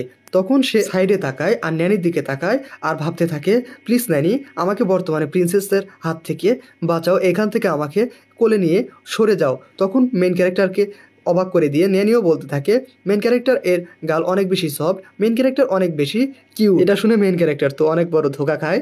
সে বলে, মেন ক্যারেক্টার বলে, ন্যানি আমাকে ধোকা দিও না, আমাকে এখান থেকে সরিয়ে নিয়ে যাও। এই বলে মেন ক্যারেক্টার কান্না করতে থাকে। আমাদের দেখানো হয় সিন চেঞ্জ হয় 3 বছর পর। মেন ক্যারেক্টার এর বর্তমানে 3 বছর বয়স। মেন ক্যারেক্টার ভাবতে থাকে, জীবন শুধুমাত্র একটা সময় মাত্র, কিন্তু এই বাচ্চার বডিতে থেকে আমি অনেক বেশি ক্লান্ত হয়ে গেছি। এই বাচ্চার বডিতে থেকে আমি ম্যানলিভাবে কথা বলতে পারি না, একটা পুরুষ মানুষের কণ্ঠ হতে হবে ভারী, কিন্তু আমি এখনও সেই ছোট বাচ্চাদের মতোই কথা বলতে থাকি। এইভাবে একটা বাচ্চার বডিতে আটকে যাওয়া আমার একদমই পছন্দ নয়। ঠিক তখনই বাইরে থেকে কেউ একজন অ্যারিয়েল অ্যারিয়েল বলে ডাক দিতে দিতে তার রুমের দিকে আসতে থাকে। ঠিক তখন মেন ক্যারেক্টার ঘাবড়ে যায় এবং লুকিয়ে পড়ে। ঠিক তখনই আমরা দেখতে পাই এটা অন্য কেউ নয়, এটা সেই প্রিন্সেস। প্রিন্সেস চারদিকে দেখতে থাকে, মেন ক্যারেক্টারকে খুঁজতে থাকে। প্রিন্সেস রুমের মধ্যে চারদিকে মেন ক্যারেক্টারকে খুঁজতে থাকে। খুঁজতে খুঁজতে সে জানালার কাপড়ের দিকে তাকিয়ে নিচে তাকিয়ে দেখতে পায় সেখানে মেন ক্যারেক্টার লুকিয়ে রয়েছে। তখন মেন ক্যারেক্টারকে সেখানে গিয়ে ধরে ফেলে। মেন ক্যারেক্টার ডিপ্রেসড হয়ে যায়। মেন ক্যারেক্টার এর হাত ধরে প্রিন্সেস তাকে নিয়ে বাইরে খেলতে চলে যায়। প্রিন্সেস মেন ক্যারেক্টারকে বলতে থাকে, লুকোচুরি খেলায় তুমি আমার থেকে লুকে থাকতে পারবে না, আমি তোমার থেকে অনেক বেশি বেটার। মেন ক্যারেক্টার ডিপ্রেশনে মুখ দেখিয়ে সে বলতে থাকে, হ্যাঁ তুমি আমার থেকে অনেক বেশি বেটার লুকোচুরি খেলায়। মেন ক্যারেক্টার ভাবতে থাকে, লেডি ফিনেলা সেদিন এখান থেকে আমাদের সাথে দেখা করে যাওয়ার পর থেকে প্রিন্সেস রোজই আমার সাথে খেলাধুলা করার জন্য এখানে আসে। আমার মতো যে কিনা 100 বার জন্মগ্রহণ করেছে তার মতো একজন যে কিনা প্রিন্সেসের সাথে রেগুলার এইভাবে খেলাধুলা করে, তার জন্য আমার জন্য এটা কোনোভাবেই মানায় না। কিন্তু সেই দিন এর পর থেকে লেডি ফিনেলা এর সাথে মম এর সম্পর্ক আরও বেশি ভালো হয়ে গিয়েছে। আমরা দেখতে পাই মেন ক্যারেক্টার অনেক বেশি ডিপ্রেস হয়ে যায় তার সাথে খেলাধুলা করতে করতে, কিন্তু ঠিক তখনই সেখানে একটা গার্ড চলে আসে, বলতে থাকে, আপনি প্রিন্সেস এইভাবে রয়্যাল প্রিন্সের সাথে খেলাধুলা করতে পারেন না, সে এখনও বাচ্চা, ছোট বাচ্চা হিসেবে সে এইভাবে কোথাও না কোথাও ব্যথা পেয়ে যাবে। আমার কাছে প্রিন্সকে দিয়ে দিন, আমি তার টেক কেয়ার করছি। মেন ক্যারেক্টার প্রিন্সেস এর কাছ থেকে গার্ডের কাছে চলে যায় আর ভাবতে থাকে, একদমই রিলিভ এর ব্যাপার যে গার্ড একদম সঠিক সময়ে এসেছে। প্রিন্সেস আমাকে নিয়ে অনেক বেশি খেলাধুলা করছিল, যার কারণে আমি অনেক বেশি ক্লান্ত হয়ে গিয়েছি। প্রিন্সেস বলতে থাকে আমি মেন ক্যারেক্টার এর সাথে আরও কিছুক্ষণ খেলা করতে চাই, কিন্তু গার্ড বলতে থাকে তাহলে আপনার চিত্র অঙ্কন এবং ইনস্ট্রুমেন্ট শেখার কি হবে? তখন প্রিন্সেস বলতে থাকে আমি আমি শট চালানো শিখতে চাই। আমি দেখেছি ব্রাদার কাইলি কীভাবে শট চালায়, এটা অনেক বেশি একটা কুল একটা বিষয়। সে এটা বলে তার পাশে থাকা একটা লাঠি নিয়ে সে শট চালানো দেখাতে থাকে। সে লাঠিটি শট চালানোর মতো করে সুইং করতে থাকে। এটা দেখে মেন ক্যারেক্টার ভাবতে থাকে তার বডির ব্যালেন্স শট চালানোর সময় একদম পারফেক্ট রয়েছে। সে তার মধ্যে একটা শর্টম্যানশিপ এর ট্যালেন্ট হোল্ড করে রয়েছে। প্রিন্সেস বলে আমি শর্টম্যানশিপ শিখে নাইটদের সাথে লড়াই করে তাদেরকে হারিয়ে দিতে চাই। এটা বলে সে গার্ডের দিকে তাকায়। গার্ড বলতে থাকে আপনি শর্টম্যানশিপ শিখতে পারবেন না। তখন প্রিন্সেস বলতে থাকে কেন পারবো না, আমার সকল ব্রাদারকে আমি শর্টম্যানশিপ শিখতে দেখেছি। তখন গার্ড বলতে থাকে প্রিন্সেস এর জন্য শর্টম্যানশিপ শেখা একদম ব্যান করে দেওয়া হয়েছে। তখন প্রিন্সেস গার্ডের তলোয়ার নিয়ে সে দৌড়াতে থাকে এবং বলতে থাকে আমি এই তলোয়ার দিয়ে আজকে শর্টম্যানশিপ শিখেই ছাড়বো। এই বলে সে দৌড়াতে থাকে, কিন্তু গার্ড তার কাছ থেকে তলোয়ার নেওয়ার জন্য তার পিছে দৌড় দেয় এবং বলতে থাকে প্রিন্সেস প্লিজ আপনি তলোয়ারটি দিয়ে দিন। কিন্তু আমাদেরকে দেখানো হয় প্রিন্সেস তার তলোয়ার দেয় না, সে দৌড়াতে থাকে। মেন ক্যারেক্টার বলতে থাকে প্রিন্সেস এর এত বেশি মজা করা দেখে আমারও তার সাথে খেলাধুলা করতে এখন বর্তমানে ভালো লাগে। এই বলে সে হাসতে থাকে। আমাদের সিন দেখানো হয় 5 বছর পর, যখন মেন ক্যারেক্টার এর বয়স 5 বছর হয়ে গেছে। আমাদের দেখানো হয় শীত যায় গ্রীষ্ম আসে, এইভাবে সময় পরিবর্তন হয়। মেন ক্যারেক্টার ঘোড়া চালানো শিখতে থাকে। মেন ক্যারেক্টার ঘোড়ার উপর রাইড করতে থাকে। সে অনেক বেশি স্পিডে ঘোড়া চালাতে থাকে। সে বলতে থাকে হিয়া হিয়া, এ বলে সে অনেক বেশি স্পিডে চালাতে থাকে ঘোড়া। কিন্তু আমরা দেখতে পাই মেন ক্যারেক্টার একটা কাঠের খেলনা ঘোড়া চালাতে থাকে। এটা দেখে ন্যানি বলতে থাকে ইয়াং প্রিন্স আপনি এখন অনেক বড় হয়ে গিয়েছেন, এখন আপনার বয়স হয়েছে তলোয়ার চালানো শেখা এবং আসল ঘোড়ায় রাইড করা।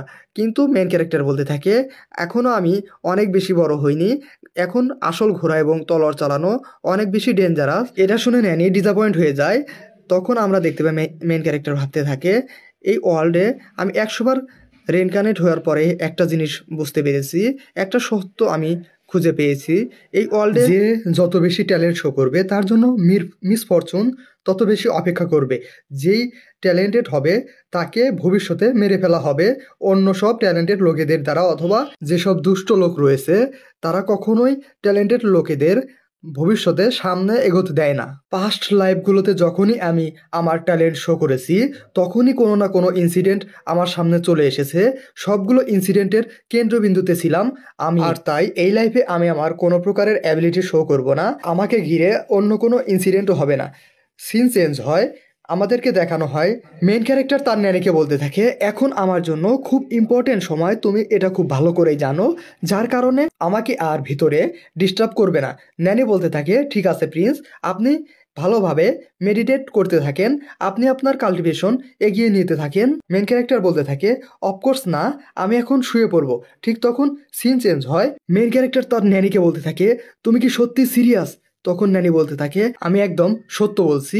ইয়াং প্রিন্স আপনি এখন একটু শান্ত হন। মেন ক্যারেক্টার কান্না মাখা মুখ নিয়ে বলতে থাকে না, এটা হতে পারে না।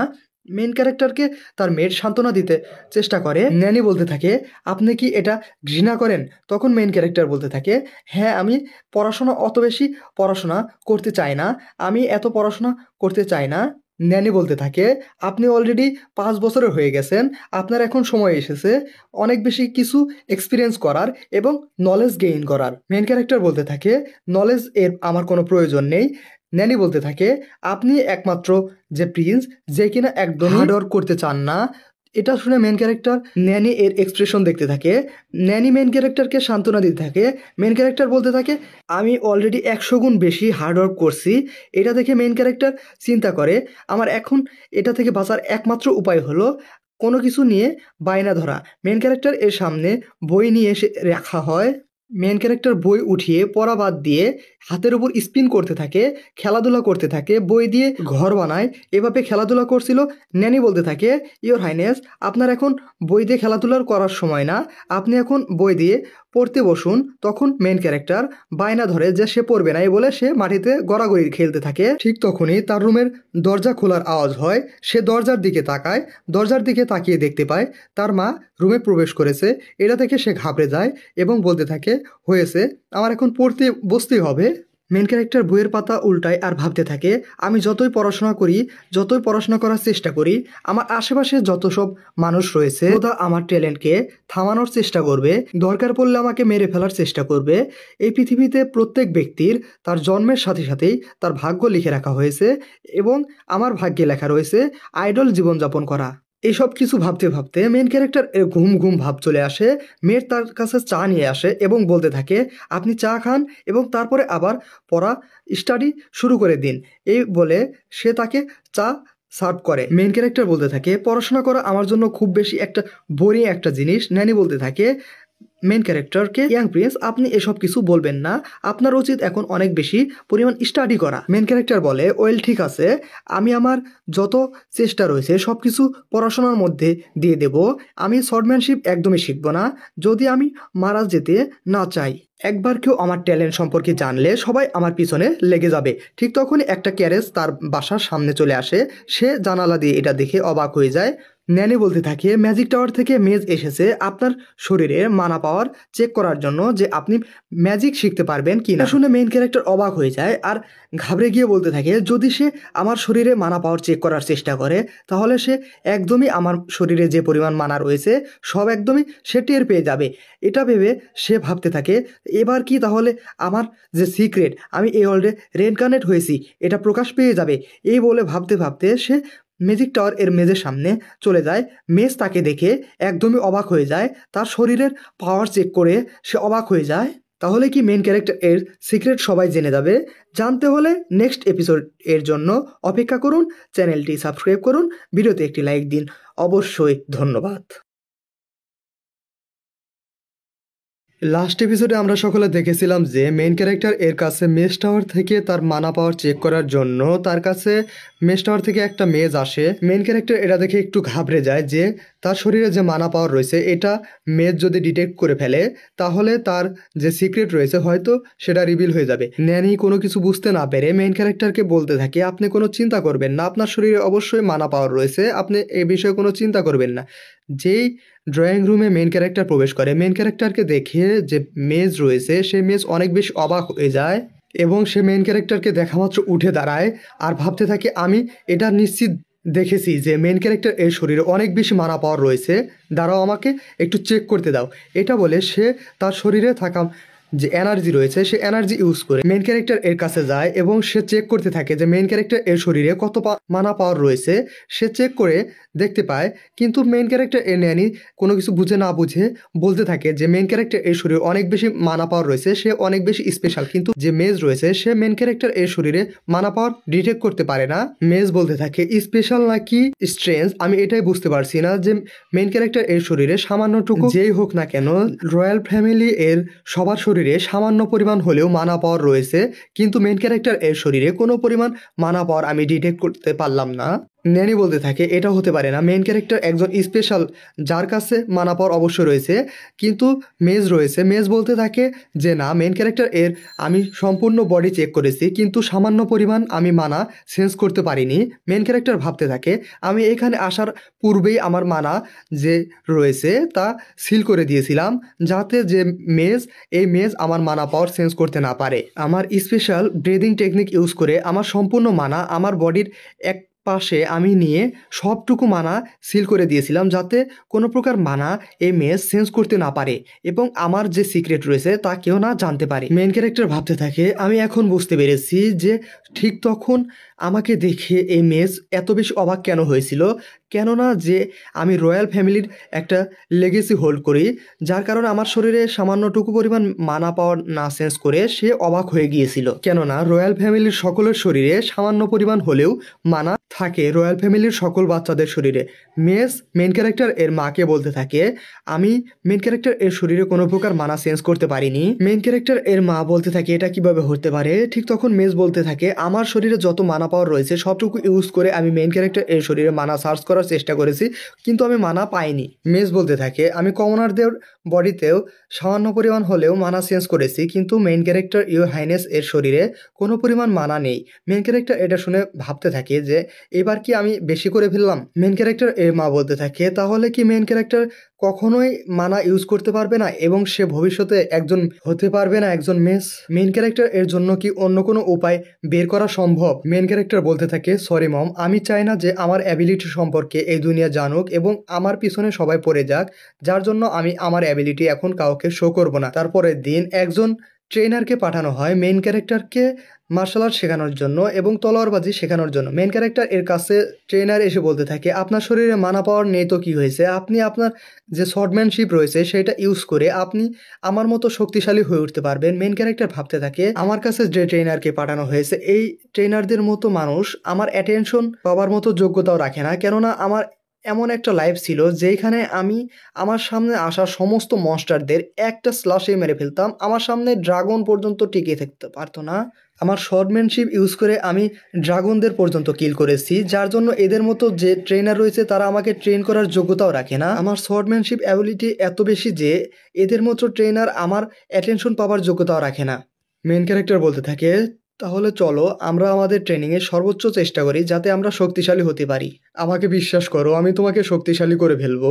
তখন নাইট বলতে থাকে যে ইওর হাইনেস, আমার ট্রেনিংয়ের জন্য নয়, আমি আপনার ট্রেনিংয়ের জন্য এখানে এসেছি, তাহলে চলুন আপনার জন্য যে ট্রেনিং সেটা শুরু করা যায়। মেন ক্যারেক্টার ভাবতে থাকে, তার সিস্টার কানা অলরেডি শর্টম্যানশিপ শেখার জন্য ভারী ভারী ওয়েট পরে ট্রেনিং শুরু করে দিয়েছে।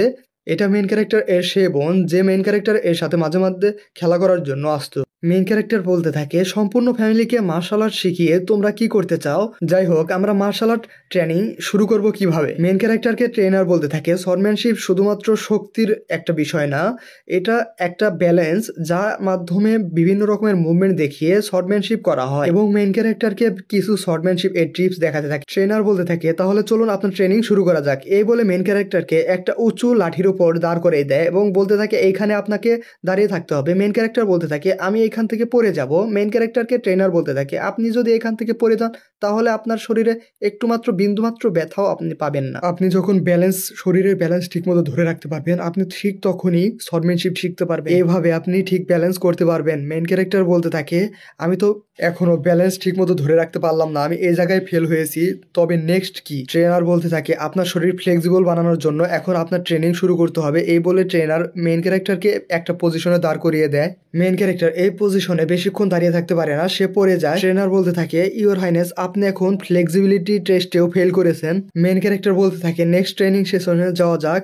মেন ক্যারেক্টারকে ট্রেনার শর্টম্যানশিপ শেখানোর চেষ্টা করে, কিন্তু মেন ক্যারেক্টার শর্টম্যানশিপ শিখতেও ব্যর্থ হয়ে যায়। মেন ক্যারেক্টারের হাত থেকে শর্ট পড়ে যায়। এটা দেখে ট্রেনার অনেক বেশি অবাক হয়ে যায় এবং ডিপ্রেসড মোডে চলে যায়। ডিপ্রেশন মোডে ট্রেনার বলতে থাকে, মেন ক্যারেক্টার এর দ্বারা কিছুই হবে না। তখন মেন ক্যারেক্টার বলতে থাকে, আমার মনে হচ্ছে আমার মধ্যে কোনো প্রকার শর্টম্যানশিপ এর ট্যালেন্ট নেই। তখন ট্রেনার বলতে থাকে, আপনি নিরাশ হবেন না ইয়াং প্রিন্স, এই প্রথম আপনি শর্টম্যানশিপ শিখছেন, আপনি এই প্রথম শিখছেন, এই কারণে আপনার হাত থেকে শর্ট পড়ে গিয়েছে, আপনি আবার শর্ট হোল্ড করুন। তখন আমাদেরকে মেন ক্যারেক্টার এর পিছনের সিন দেখানো হয়, যেখান থেকে মেন ক্যারেক্টার এর উপর কেউ নজর রাখছিল। মেন ক্যারেক্টার বলতে থাকে, যতক্ষণ পর্যন্ত তোমরা আমার উপর নজর রাখবে সেটা আমার জন্যই বেস্ট হবে। আমি আমার ট্যালেন্টকে সিক্রেট রাখতে পারবো, আমার সকল সিক্রেটকে সিক্রেট রাখতে পারবো। আমি যে নিজেকে ইউজলেস প্রমাণিত করতে চাই এটা আমার পক্ষ হয়ে তোমরাই প্রমাণিত করে দেবে, আমার কোনো কিছু করতেই হবে না। ন্যারেটর বলতে থাকে, একটা রিউমার চারিদিকে ছড়িয়ে পড়ে যে মেইন ক্যারেক্টার কোনো প্রকার শর্টম্যানশিপ শিখতে পারবে না, তার মধ্যে কোনো প্রকার ট্যালেন্ট নেই, এমনকি তার মধ্যে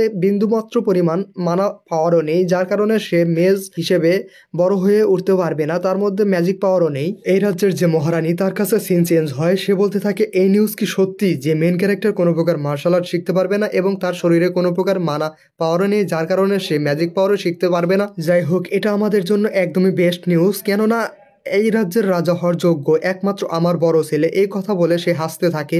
সিন চেঞ্জ হয় মেইন ক্যারেক্টার এর ক্যাসেল এর দিকে, যেখানে মেইন ক্যারেক্টার বলতে থাকে, তুমি কি সত্যি বলছো আমার জন্য একটা শিক্ষক নিয়োগ দেওয়া হয়েছে যে কিনা আমাকে এখানে এসে পড়াবে? ন্যানি বলতে থাকে, হ্যাঁ এটা একদমই সত্যি নিউজ, একটু পরে এইখানে সে টিউটর চলে আসবে। মেইন ক্যারেক্টার বলতে থাকে, যখন এই রিউমারটি চারিদিকে ছড়িয়ে পড়লো যে ইয়াং প্রিন্স কোনো প্রকার মানা পাওয়ার ইউজ করতে পারে না, এমনকি তার মধ্যে যে মার্শাল আর্ট ট্যালেন্ট রয়েছে তাও নেই, যার কারণে সকলে মেইন ক্যারেক্টার এর প্রতি মুখ ফিরিয়ে নেয় যে কেউ মেইন ক্যারেক্টারকে শেখাবে না। মেইন ক্যারেক্টার ভাবতে থাকে, আমাকে শেখানোর জন্য কে রাজি হয়ে গেল, আমার টিচার হওয়ার জন্য কে প্রস্তুত হয়ে গেল। ঠিক তখন মেইন ক্যারেক্টার সাইডে থেকে একটা শব্দ শুনতে পায়, দরজার আওয়াজের। মেইন ক্যারেক্টার সাইডে তাকিয়ে দেখতে পায় মেইন ক্যারেক্টার এর রুমের দিকে কেউ একজন আসছে। একজন এসে মেইন ক্যারেক্টারকে বলতে থাকে, আমি আপনার টিউটর আজকে থেকে। মেইন ক্যারেক্টার ভাবতে থাকে, আমি ভেবেছিলাম কোনো বৃদ্ধ লোক হবে যে কিনা আমাকে শেখানোর জন্য আসবে। মেইন ক্যারেক্টার এর টিউটর বলতে থাকে, আমার নাম জেমিল পার্নিয়া, ইওর হাইনেস, আজকে থেকে আমি আপনার টিউটর। মেইন ক্যারেক্টার এটা শুনে অবাক হয়ে যায়।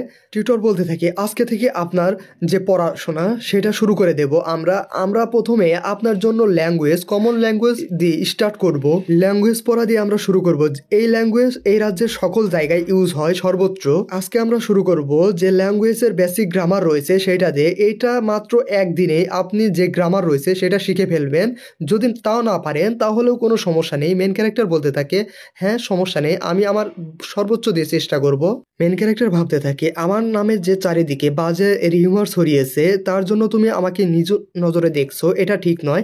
কেননা অ্যাপটিটিউড আর ব্রেন এটা এক জিনিস নয়। কেননা তুমি যত বেশি পড়াশোনা করবে, যত কষ্ট করে পড়াশোনা করবে, তোমার জন্য সবটুকুই কাজে লাগবে।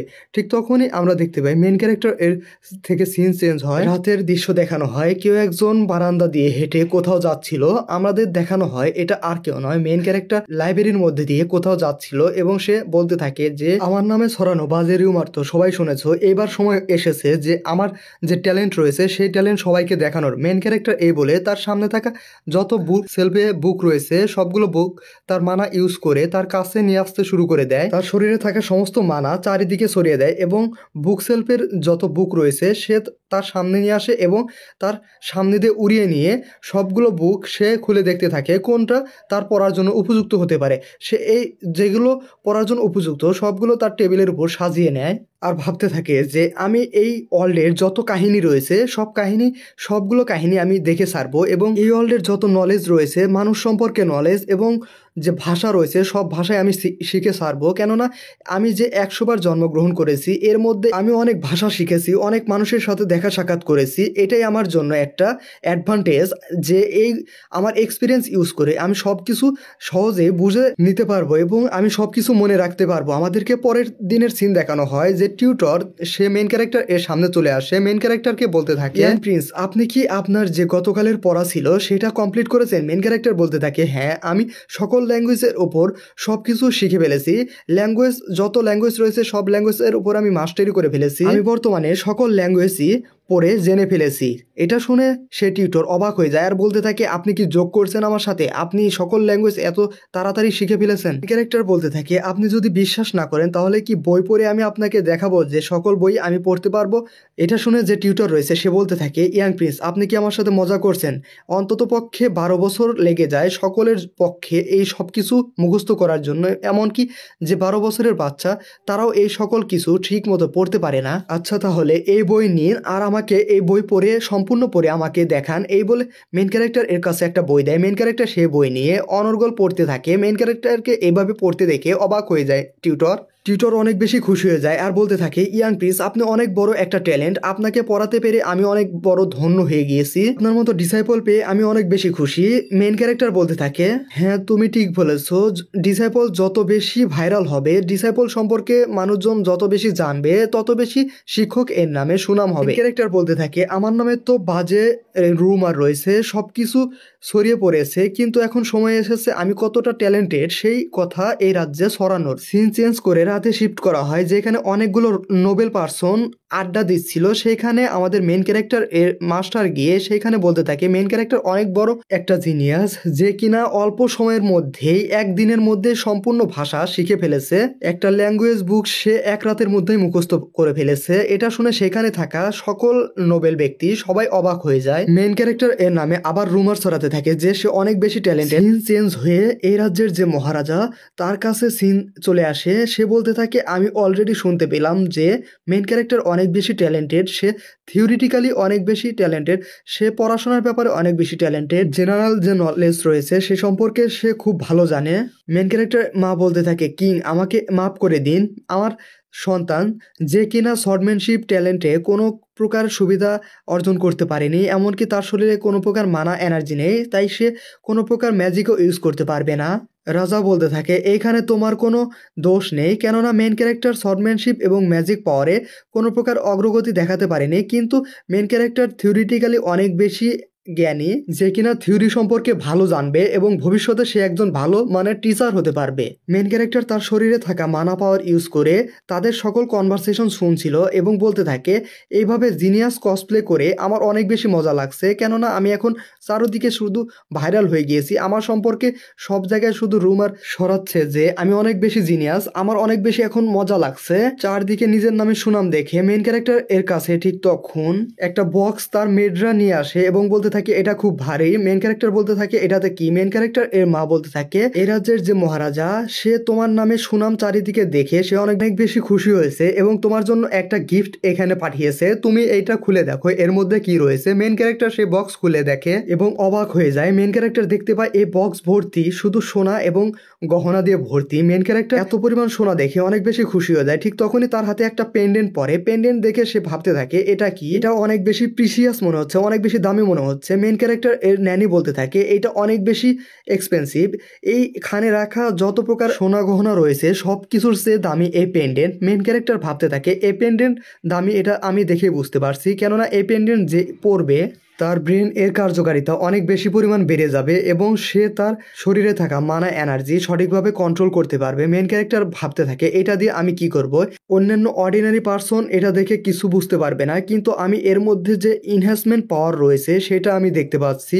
হ্যাঁ, এটা আমার যে সিস্টার রয়েছে তাকে দেওয়া যায়, কেননা সে শর্টম্যানশিপ শেখার জন্য চেষ্টা করছে। পেন্ডেন্ট এর মাধ্যমে সে তার লিমিটকে পুশ করতে পারবে। মেন ক্যারেক্টার তার মাকে বলতে থাকে আমি কি এই পেন্ডেন্ট আমার সিস্টারকে গিফট করতে পারবো? মেন ক্যারেক্টার এর মা বলতে থাকে হ্যাঁ, তুমি এটা তোমার যে সিস্টার রয়েছে তাকে দিতে পারবে। আমাদেরকে পরের দিন এর সিন দেখানো হয়। মেন ক্যারেক্টার তার ক্যাসেলে বসে খাবার খাচ্ছিল, সে ডাইনিং টেবিলে বসে খাবার সামনে নিয়ে বসেছিল, সে যে খাবার মুখে দেয় একদমই বাজে হওয়ায় সে খাবারটি সে তার মুখ থেকে বের করে নিচে রাখে। মেন ক্যারেক্টার এর ন্যানি বলতে থাকে এই খাবারটি এই যে মহলের সবচেয়ে বেস্ট চিপ রয়েছে সে এই খাবারটি তৈরি করেছে, এই খাবারটি কি ভালো হয়নি?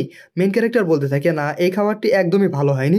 ন্যানি বলতে থাকে আমি কি তাহলে এই রাজ্যের যে বেস্ট চিপ রয়েছে তাকে এখানে রাখবো যে বেস্ট রান্না করতে পারে? মেন ক্যারেক্টার বলতে থাকে না, চিপকে দিয়ে কাজ হবে না, তুমি এখানে অ্যালকেমিস্টকে ডাকো। মেন ক্যারেক্টার ভাবতে থাকে অ্যালকেমিস্টকে দিয়ে আমি এইখানে পৃথিবীতে যে সকল খাবার সুস্বাদু খাবার পাওয়া যায় সকল খাবার আমি এখানে তৈরি করব। মেন ক্যারেক্টার মনে মনে এইসব কথা ভাবতে থাকে, কিন্তু ন্যানিকে বলতে থাকে তুমি যাও এই রাজ্যের যে সবচেয়ে বেস্ট অ্যালকেমিস্ট রয়েছে তাকে আমার কাছে নিয়ে আসো।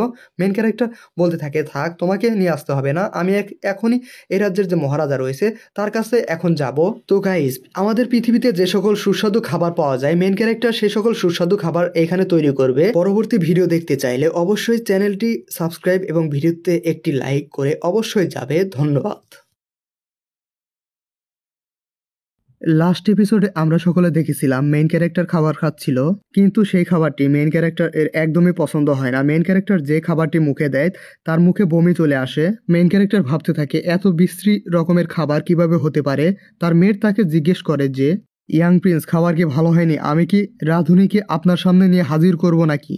না, রাধুনীকে না, আমার সামনে যে অ্যালকেমিস্ট রয়েছে তাদেরকে তুমি আমার সামনে নিয়ে এসে হাজির করো। মেইন ক্যারেক্টার ভাবতে থাকে আমি পৃথিবীতে যে ঠান্ডা কোল্ড ড্রিঙ্কস পান করেছি এমনকি সুস্বাদু খাবার খেয়েছি এইগুলো সব রিক্রিয়েট করার জন্য অ্যালকেমিস্ট প্রয়োজন, যা সামান্য রাধুনী পারবে না। আমি পৃথিবীর খাবারকে অনেক বেশি পরিমাণ মিস করছি। মেড বলতে থাকে আপনি হঠাৎ করে অ্যালকেমিস্ট দিয়ে কি করবেন ইয়াং প্রিন্স? মেইন ক্যারেক্টার বলতে থাকে আমি অ্যালকেমিস্টের কথা বলেছি। আর মেইন ক্যারেক্টার ভাবতে থাকে আমি যদি তোমাকে বুঝিয়েও বলি তারপরে তুমি বিশ্বাস করবে না, কেননা একটা 5 বছরের বাচ্চা যদি হঠাৎ করে বলে তার অ্যালকেমিস্টের প্রয়োজন, তাহলে তার কথা কেউই সঠিকভাবে মেনে নেবে না। মেন ক্যারেক্টার আবার ভাবতে থাকে বর্তমান সময়ের মশলা এবং উপকরণগুলোর সাহায্যে স্ট্রং ফ্লেভারযুক্ত কোল্ড ড্রিঙ্কস তৈরি করা একদমই কঠিন ব্যাপার একটা।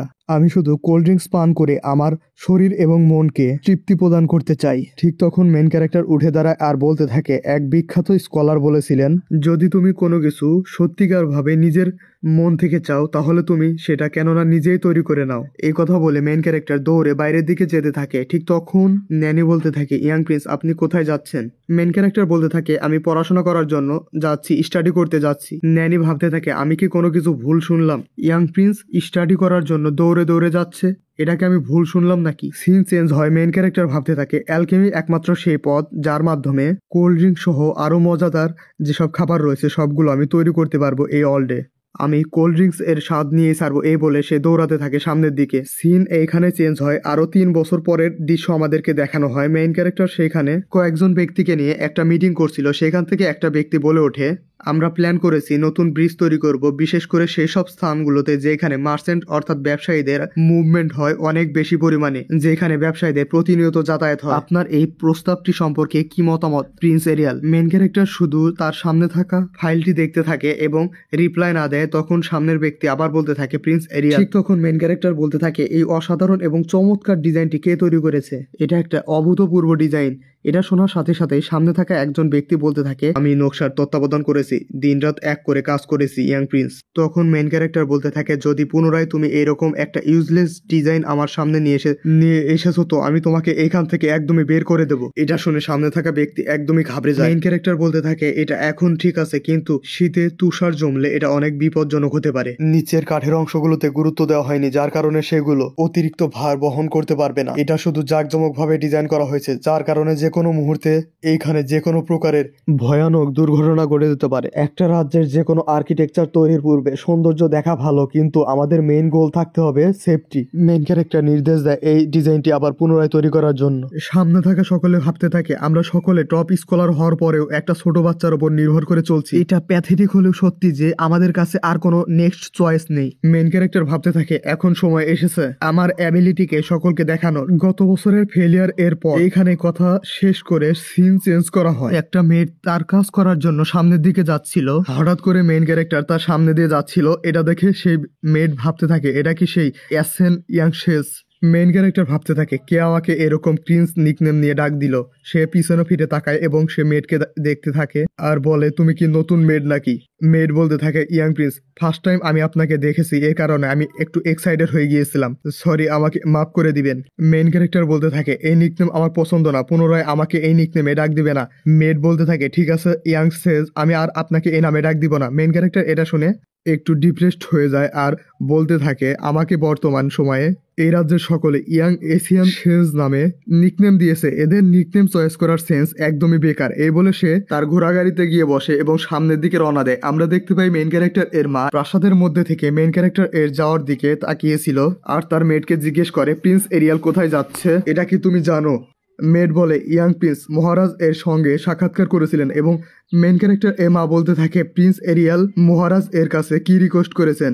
মেন ক্যারেক্টার এর মেড বলতে থাকে, এটা মেন ক্যারেক্টার মহারাজ এর কাছ থেকে অ্যালকেমি শেখার জন্য পারমিশন চেয়েছেন।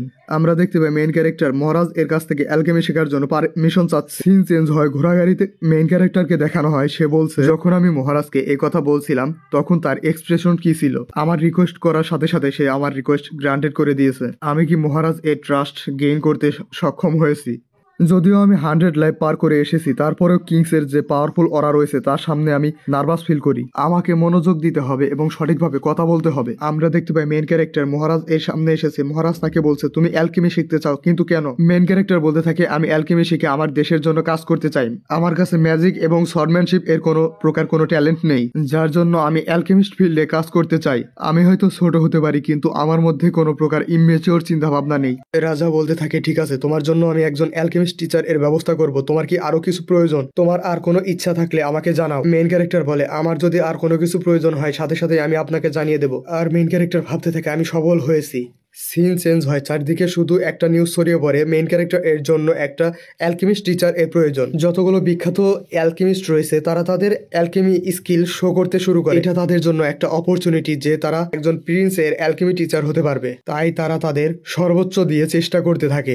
এক অ্যালকেমিস্ট একটা সেমি রিফ্লেক্টিং মিরর তৈরি করে যার মাধ্যমে সে বর্ডারে শত্রুদেরকে প্রতিহত করতে সমর্থ হয়। তার এই অ্যাচিভমেন্ট দেখে মেইন ক্যারেক্টার এর জন্য তাকে একটা অ্যালকেমি টিচার হিসেবে নিয়োগ দেওয়া হয়। পরের সিনে আমাদেরকে দেখানো হয় সেই অ্যালকেমি টিচার মেইন ক্যারেক্টারকে অ্যালকেমি শেখানোর জন্য তার মহলে চলে আসে। মেইন ক্যারেক্টার বলতে থাকে, আমি তোমাকে পিছন থেকে দেখে একটা বৃদ্ধ ব্যক্তি মনে করেছিলাম, কিন্তু তুমি তো অনেক বেশি ইয়াং। অ্যালকেমিস্ট বলতে থাকে, আপনি কি আমার চুল দেখে এটা ভেবেছেন? অ্যাক্সিডেন্টলি আমার নিঃশ্বাসের মাধ্যমে বিষাক্ত গ্যাস আমার শরীরে ঢুকে যায়, যার জন্য আমার চুল কমপ্লিটলি সাদা হয়ে গিয়েছে। মেইন ক্যারেক্টার বলতে থাকে, তুমি অ্যালকেমি পারফর্ম করতে গিয়ে মরতে মরতে বেঁচে ফিরেছো। টিচার ভাবতে থাকে, এত ভয়ানক কথা শোনার পরেও মেইন ক্যারেক্টার কিভাবে এত শান্ত থাকতে পারে। টিচার বলতে থাকে, প্রিন্স আমি আপনাকে একটা কথা বলতে চাই, যদিও এটা ডিসরেসপেক্টফুল হবে। অ্যালকেমি শেখা অনেক বেশি ডেঞ্জারাস এবং কঠিন, যতটা আপনি চিন্তাও করতে পারবেন না। বিশেষ করে আপনার মতো একজন ইয়াং বয় এর ক্ষেত্রে এটা অনেক বেশি ডেঞ্জারাস। মেইন ক্যারেক্টার বলতে থাকে, আমি একজন প্রিন্স হলেও আমি অ্যালকেমি শিখতে চাই, যদিও এটা অনেক বেশি কঠিন, আমি এটা জানি, তারপরও আমি অ্যালকেমি শিখতে চাই, কেননা এটা কোনো ম্যাজিক নয়, এটা হলো সায়েন্স। আমি কাঁচের সীসাকে সোনায় পরিণত করতে চাই না যেমনটা মানুষ কল্পনা করে। আমি অধ্যয়ন করতে চাই এবং লোহার মধ্যে যে ইম্পিউরিটিস রয়েছে তা রিডিউস করে আমি শক্তিশালী মেটেরিয়াল তৈরি করতে চাই। আমি একটা পিওর টেকনোলজি চাই। টিচার বলতে থাকে, রুমার তাহলে সত্যি যে আপনি শুধু একটা ইন্টেলিজেন্ট বালক নন, আপনি একটা লিডার হওয়ার যোগ্য। আমি আশা করছি এই এরেনশিয়া কিংডম ভবিষ্যতে তার একটা ট্রু রুলার খুঁজে পাবে। আমার নলেজের মধ্যে কিছুটা ল্যাক রয়েছে, তারপরও আমি সর্বোচ্চ দিয়ে চেষ্টা করব আপনাকে শেখানোর জন্য। মেইন ক্যারেক্টার অ্যালকেমি শিখতে থাকে। কিছুদিন পার হয়ে যায়, আমাদেরকে মেইন ক্যারেক্টার অ্যালকেমি রুম দেখানো হয়, যেখানে টিচার মেইন ক্যারেক্টারকে বলছিল, বাই এনি চান্স আপনি কি কোথাও এর পূর্বে অ্যালকেমি শিখেছেন ইয়াং মাস্টার? মেইন ক্যারেক্টার একটু হকচকিয়ে যায় আর ভাবতে থাকে, আমি কি একটু বেশি করে ফেললাম? তাই মেইন ক্যারেক্টার কথা ঘুরানোর জন্য বলে, আমি শুধু বই অধ্যয়ন করার মাধ্যমে এগুলো শিখেছি। তখন টিচার বলে, এই রুমারে আমি যতটুকু শুনেছি আপনি তার থেকেও বেশি বুদ্ধিমান young Prince. Main character half ছেড়ে বাঁচে আর বলতে থাকে, আমি কথা ঘুরাতে সফল হয়েছি, তা না হলে আজকে আমার সিক্রেট সবার সামনে চলে আসতো। টিচার বলতে থাকে, ইয়াং প্রিন্স আপনি ভবিষ্যতে একজন বিখ্যাত অ্যালকেমিস্ট এবং স্কলার হিসেবে খ্যাতি অর্জন করবেন। মেইন ক্যারেক্টার বলতে থাকে, তাহলে এগশেল এবং বোন পাউডার অ্যাড করলে আয়রন আরো বেশি মজবুত হয়। টিচার বলতে থাকে, হ্যাঁ এটা সত্য। মেইন ক্যারেক্টার বলতে থাকে, আমার প্রিভিয়াস এক লাইফে আমি এই সকল কিছু শিখেছিলাম, যার কারণে অ্যালকেমি শেখা আমার জন্য তেমন কঠিন ব্যাপার না। সৌভাগ্যবশত আমি প্রিভিয়াস ওই লাইফে যা কিছু শিখেছিলাম আমি এখন সেই সমস্ত জ্ঞান এখানে কাজে লাগাতে পারবো। এই ভেবে মেইন ক্যারেক্টার অনেক বেশি খুশি হয়ে যায়। টিচার জিজ্ঞেস করে, ইয়াং প্রিন্স আপনি কি কোনো কিছু নিয়ে চিন্তায় রয়েছেন? মেইন ক্যারেক্টার বলে, না আমি শুধু আমাকে নিয়ে চিন্তা করছিলাম। এটা শুনে আমরা দেখতে পাই টিচার কোনো কিছুই বুঝতে পারে না। মেইন ক্যারেক্টার ভাবতে থাকে, এখন সময় এসেছে আমার প্ল্যানকে এক্সিকিউট করার। আমরা দেখতে পাই এক ব্যক্তি ঘোড়া ছুটিয়ে রাজপ্রাসাদের দিকে যাচ্ছিল মহারাজকে একটা চিঠি দেওয়ার জন্য। সে ব্যক্তি ঘোড়া ছুটিয়ে রাজপ্রাসাদে গিয়ে মহারাজকে একটা চিঠি দেয়। চিঠি হাতে পেয়ে মহারাজ বলতে থাকে, তার মানে প্রিন্স এরিয়াল অ্যালকেমি পারফর্ম করার জন্য কিছু সাপ্লিমেন্ট এর জন্য রিকোয়েস্ট করেছে। সামনে থাকা ব্যক্তি বলতে থাকে, জি ইওর হাইনেস। রাজা বলতে থাকে, তাহলে ঠিক আছে, প্রিন্স এরিয়াল এর অ্যালকেমিস্ট কাজের জন্য যা কিছু প্রয়োজন সবকিছুর ব্যবস্থা করে দাও। সামনে থাকা ব্যক্তি বলতে থাকে, জি ইওর হাইনেস আমি বুঝতে পেরেছি, কিন্তু এখানে রাজ্যের কোষাগার থেকে অনেক বেশি পরিমাণ অর্থ প্রদান করতে হচ্ছে, যে কারণে চারিদিকে বিভিন্ন রকমের রিউমার ছড়িয়ে পড়েছে। রাজা ভাবতে থাকে মেইন ক্যারেক্টার তাকে কি বলেছিল। আমরা দেখতে পাই মেইন ক্যারেক্টার মহারাজকে বলছে যে আমি অ্যালকেমি শিখে এই রাজ্যের এবং আপনার সাহায্য করতে চাই। রাজা ভাবতে থাকে প্রিন্স এরিয়াল এই রাজ্য সম্পর্কে রিসার্চ করেছে আর তাই সে আমার কাজে সাহায্য করার জন্য অ্যালকেমি শেখার সিদ্ধান্ত গ্রহণ করেছে। সিন চেঞ্জ হয় মেইন ক্যারেক্টার এর সামনে। সে কয়েকজন ব্যক্তিকে বলছিল যে আমি কার্বোনেটেড ড্রিঙ্ক তৈরি করতে চাই। এটা শুনে সামনে থাকা সকলে বলতে থাকে, এর মানে কি আপনি লাক্সারিয়াস কোনো কিছু তৈরি করতে যাচ্ছেন? মেইন ক্যারেক্টার বলতে থাকে, হ্যাঁ তোমরা সকলে বুঝতে পেরেছো। কিভাবে তৈরি করব তার বেসিক থিওরি আমি এখানে লিপিবদ্ধ করেছি। আমরা দেখতে পাই এটা শুনে সকলে কিছুটা ডিপ্রেসড হয়ে যায়, কেননা মেইন ক্যারেক্টার এখনো একটা ছোট বাচ্চা। সে যদি থিওরি দেয় তাহলে সকলের ক্ষেত্রে মেনে নেওয়া সম্ভব না। ঠিক তখন মেইন ক্যারেক্টার তাদের সামনে একটা গোল্ড কয়েন হাতের উপর ঘোরাতে থাকে আর বলতে থাকে, তোমরা যদি সফল অথবা ব্যর্থ হও তা নিয়ে আমি তোমাদেরকে কখনো কোনো প্রকার কোশ্চেন করব না, কিন্তু এটা মনে রেখো একবার আমরা যদি সাকসেসফুল হতে পারি তাহলে আমরা অনেক বেশি পরিমাণ অর্থ ইনকাম করতে পারবো এবং সেখান থেকে কিছু অংশ আমি তোমাদেরকেও দেব। এটা শুনে সকলে বলতে থাকে, তাহলে ঠিক আছে আমরা এটা তৈরি করার জন্য প্রস্তুত। তারপর মেইন ক্যারেক্টার তাদেরকে বুঝিয়ে দেয় এটা কিভাবে তৈরি করতে হবে। আমাদেরকে কয়েকদিন পরের সিন দেখানো হয় যেখানে তারা কার্বোনেটেড ওয়াটার তৈরি করে ফেলেছে। এবং সেটা মেন ক্যারেক্টার এর সামনে চেক করানোর জন্য নিয়ে আসা হয়। এটা দেখে মেন ক্যারেক্টার অনেক বেশি খুশি হয়ে যায় আর বলতে থাকে ফাইনালি তোমরা এটা তৈরি করতে সক্ষম হয়েছে। মেন ক্যারেক্টার এর টিচার বলতে থাকে আমরা কি এটা পান করতে পারবো, এবং সে উপর থেকে ঢাকনা সরায় এবং সে দেখতে পায় ভিতরে কালো কুসকুসে দুর্গন্ধযুক্ত পানি।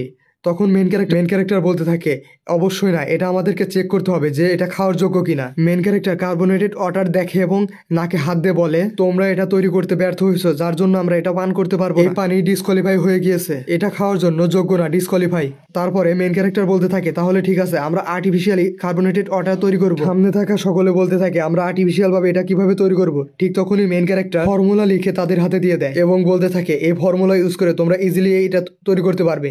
মেন ক্যারেক্টার বলতে থাকে আমি বিশ্বাস করি তোমরা সকলে চেষ্টা করলে এটা তৈরি করতে পারবে। তখন মেন ক্যারেক্টার এর টিচার বলতে থাকে অফকোর্স ইয়াং প্রিন্স, আমরা এই রাজ্যের সব থেকে বেস্ট অ্যালকেমিস্ট, আমরা চাইলে সবকিছু তৈরি করতে পারবো। মেন ক্যারেক্টার বলতে থাকে তোমরা আমার ফর্মুলা অনুযায়ী সকল কাজ করতে থাকো, অ্যালকেমিস্টরা পারে না এমন কোনো কাজ নেই। এই বলে সে এখান থেকে চলে আসে। আমাদেরকে এক সপ্তাহ পরের সিন দেখানো হয় যেখানে মেন ক্যারেক্টার এর ফর্মুলা ইউজ করে তারা বিভিন্ন রকমের স্বাদের কোল্ড ড্রিঙ্কস তৈরি করতে পেরেছে। মেন ক্যারেক্টার বলতে থাকে এই কার্বোনেটেড পানি আমাদের দেশের ফরচুনকে চেঞ্জ করে দিবে। মেন ক্যারেক্টার এর সামনে থাকা সকলে জিজ্ঞেস করে এটা কি পপুলার হতে পারবে। ঠিক তখন একজন বলে এটা দেখতে সুন্দর হলেও এটা স্বাদের কি হবে। মেন ক্যারেক্টার বলে তোমরা এটা স্বাভাবিকভাবে পান করতে পারবে না, প্রথমে এটার সাথে ফলের রস অথবা অ্যালকোহল মিক্স করে নিতে হবে, তারপরে এটা পান করতে হবে। তখন মেন ক্যারেক্টার ফলের রস নিয়ে আসে এবং সেই কার্বোনেটেড ওয়াটারের সাথে মিশিয়ে দেয় এবং সবাইকে খেতে দেয় এবং সে নিজেও পান করে। আমরা দেখতে পাই এটা খেয়ে সবাই অনেক বেশি পরিমাণ খুশি হয়ে যায় এবং বলতে থাকে এর থেকে ভালো খাবার, এর থেকে ভালো ওয়াটার, এত ঠান্ডা পানি আমরা এর আগে কখনো খাইনি। মেন ক্যারেক্টার এর তৈরি করা এই কার্বোনেটেড ওয়াটার সম্পূর্ণ রাজ্যব্যাপী এবং এই রাজ্যের বাইরেও অনেক বেশি পরিমাণ ফেমাস হয়ে যায় এবং এই রাজ্যের যতগুলো নোবেলস রয়েছে তাদের মধ্যে এটা একটা লাক্সারি আইটেম হিসেবে পরিচিতি পেয়ে যায় এবং অনেক বেশি দামি হওয়ার পরেও সকলে এটা কেনার জন্য অনেক বেশি পরিমাণ আগ্রহীও পড়ে। আমরা দেখতে পাই নর্দার্ন টেরিটরি এর যে কাউন্ট রয়েছে সে এই কার্বোনেটেড ওয়াটার হাতে নেয় এবং বলতে থাকে তাহলে এইটা মেন ক্যারেক্টার তৈরি করেছে। তার সামনে থাকা এক ব্যক্তি বলতে থাকে হ্যাঁ ইউর হাইনেস, এটা মেন ক্যারেক্টার তৈরি করেছে। এটা অনেক বেশি পপুলারিটি পাওয়ায় বর্তমানে একটা লাক্সারিয়াস আইটেমে পরিণত হয়েছে এবং আমাদের এরিনসিয়া কিংডম এর অর্থনীতিতেও ব্যাপক প্রভাব ফেলেছে এর মাধ্যমে। রুমার্স ছড়িয়েছে যে মেন ক্যারেক্টার এর প্রাসাদের দিকে শুধু ক্যারেজ ভর্তি গোল্ড নিয়ে যাওয়া হচ্ছে প্রত্যেক দিন। কাউন্ট মনে মনে ভাবতে থাকে আমি ভেবেছিলাম প্রিন্স ভবিষ্যতে একটা ইউজলেস পার্সন হিসেবে বড় হবে, আর ডিপ্রেসড হয়ে ভাবতে থাকে কে জানতো বর্তমানে প্রিন্স এত বেশি প্রভাবশালী হয়ে উঠবে। আমাকে এখন থেকে প্রিন্সের দিকে নজর রাখতে হবে। পরের সিন এ দেখানো হয় মেন ক্যারেক্টার এর সিস্টার কানিয়া তলোয়ারবাজি শিখছিল, যার বয়স এখন বর্তমানে 16 বছর হয়েছে। সে একটা পোজ নেয় আর মেন ক্যারেক্টারকে বলতে থাকে আমাকে কেমন দেখাচ্ছে। মেন ক্যারেক্টার বলতে থাকে ওয়াও অনেক বেশি কুল লাগছে তোমাকে তলোয়ারবাজিতে অনেক সুন্দর লাগছে। তখন নাইট বলতে থাকে প্রিন্সেস আপনার বেসিক শর্টম্যানশিপ অনেক বেশি ভালো হয়ে গিয়েছে বর্তমানে। মেন ক্যারেক্টার বলতে থাকে আমি এটা মেনে নিতে বাধ্য হচ্ছি যে আমার বয়সী সকল বাচ্চাদের থেকে সে অনেক বেশি বেটার করছে। মেন ক্যারেক্টার এর বোন বলতে থাকে আমি আরো অনেক ভালোভাবে শিখতে চাই, এই বলে সে অনেক বেশি খুশি হয়ে যায়। নাইট বলতে থাকে প্রিন্সেস এখন আপনার ব্রেক টাইম চলে এসেছে। সিন চেঞ্জ হয়, আমরা দেখতে পাই মেন ক্যারেক্টার এবং তার সিস্টার একটা টেবিলে বসে কথা বলছিল। মেন ক্যারেক্টার এর সিস্টার মেন ক্যারেক্টারকে বলে বর্তমানে তোমার সম্পর্কে অনেক বেশি পরিমাণ শোনা যাচ্ছে। প্রিন্সেস বলে তুমি শুধু তোমার কার্বোনেটেড ওয়াটার বিক্রি করে শুধু তোমার মহল এর যে আর্থিক সংকট রয়েছিল সেটা দূর করনি, আমাদের এরেন্সিয়া কিংডম এর অর্থনীতিতে ব্যাপক প্রভাব ফেলেছো।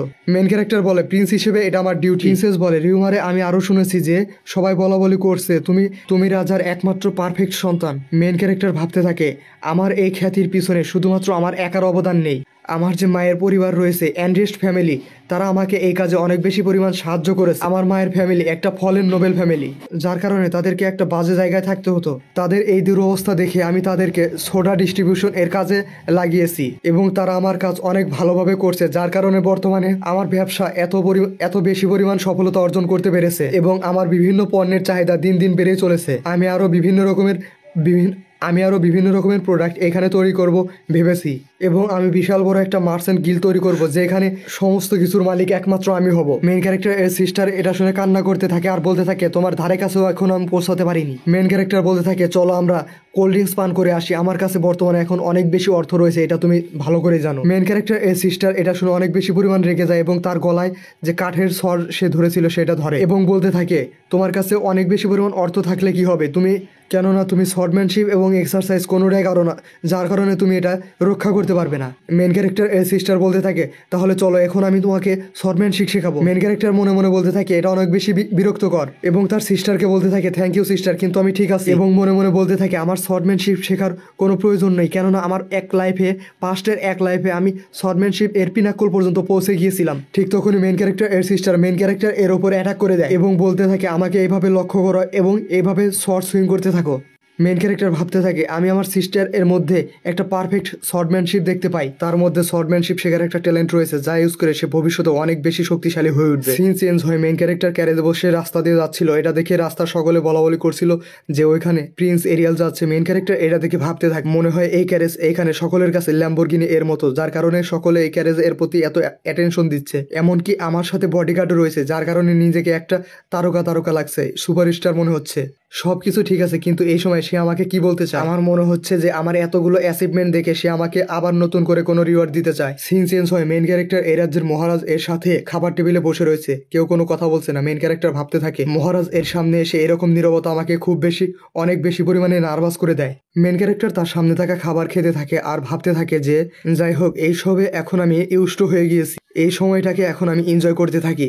ঠিক তখন এই রাজ্যের যে রাজা সে বলতে থাকে এরিয়াল, গভর্নমেন্ট জব সম্পর্কে তোমার মতামত কি? হঠাৎ করে মহারাজ এই কথা বলায় মেইন ক্যারেক্টার কিছুটা হকচকিয়ে যায় এবং ভাবতে থাকে ফাইনালি সময় হয়ে গিয়েছে মহারাজ এর সাথে সামনাসামনি হয়ে মুখোমুখি হয়ে কথা বলার। মহারাজ বলে যদিও এটা একটু জলদি হয়ে যাচ্ছে, তারপরেও তুমি যদি গভর্নমেন্ট জব করতে চাও তাহলে তোমার প্রতি কেউ অবজেকশন দেখাবে না। তোমার কি মতামত? এমন কোনো জব আছে যা তুমি প্রেফার করবে? আর মেন ক্যারেক্টার বলে না ফাদার। তারপরে মেন ক্যারেক্টার ভাবতে থাকে আমি এই লাইফ শুধু মজা করে কাটিয়ে দিতে চাই, ওকে আমাকে এখন শান্ত থাকতে হবে। আর মেন ক্যারেক্টার বলে আমি জানি না আপনি আমাকে নিয়ে কি ভেবেছেন ফাদার, কিন্তু আমি আমার সায়েন্স এবং অ্যালকেমি এর ওপর যে অধ্যয়ন তা চালিয়ে যেতে চাই। এটা শুনে মহারাজ কিছু সময় চুপ হয়ে থাকে। মেন ক্যারেক্টার ভাবতে থাকে এমনকি ফার্স্ট প্রিন্সও গভর্নমেন্টে নেই, কিন্তু সে আমাকে গভর্নমেন্টে পাঠাতে চাচ্ছে। অনেক সময় হয়ে গিয়েছে, মহারানী এখনো আমার বিরুদ্ধে কোনো প্রকার ষড়যন্ত্র করেনি, যার জন্য আমি একটা লাইন তৈরি করে রেখেছি আমার এবং তাদের মাঝখানে। কিন্তু আমি যদি এখন গভর্নমেন্টে জব করি তাহলে এই লাইনটা ভেঙে যাবে এবং আমার এবং তাদের মাঝখানে একটা ঝামেলা তৈরি হয়ে যাবে। আমি এই জীবনে কারোর সাথে কোনো প্রকার ঝামেলা করতে চাই না। সে কি আমাদের মাঝখানে একটা ঝামেলা তৈরি করার জন্য পারপোজ নিয়ে এই কাজটি করছে? এটাই কি তার একমাত্র উইশ? কেননা জঙ্গলে সেই রাজ করে যে সর্বশক্তিমান, যে সবচেয়ে বেশি শক্তিশালী। দুর্বল কখনো নিয়ম তৈরি করতে পারে না, যার কারণে সে আমাদের মাঝখানে একটা লড়াই তৈরি করার চেষ্টা করছে। যদি তাই হয়, বর্তমান আমি এতটাও দুর্বল অপোনেন্ট নই যে আমাকে এত সহজে ডিফিট করতে পারবে। আজকের এই এপিসোড এইখানে শেষ। যদি ভিডিওটি ভালো লেগে থাকে ভিডিওতে একটি লাইক এবং চ্যানেলটি সাবস্ক্রাইব করতে ভুলবে না। ধন্যবাদ।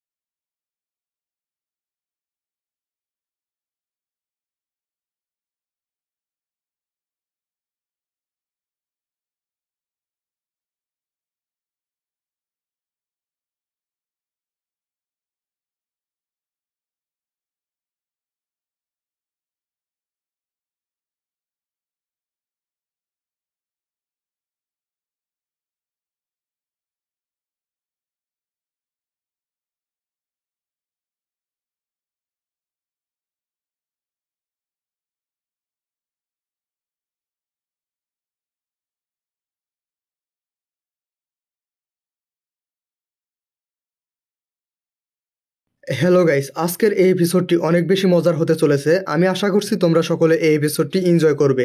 তো আজকের এপিসোড এর শুরুতে আমরা সকলে দেখতে পাই মেইন ক্যারেক্টার হর্স রাইড করছে আর আমাদের বলতে থাকে এইবার ফার্স্ট টাইম আমি এই এত দূরে কোকুম্বাইন প্যালেস থেকে এখানে এসেছি।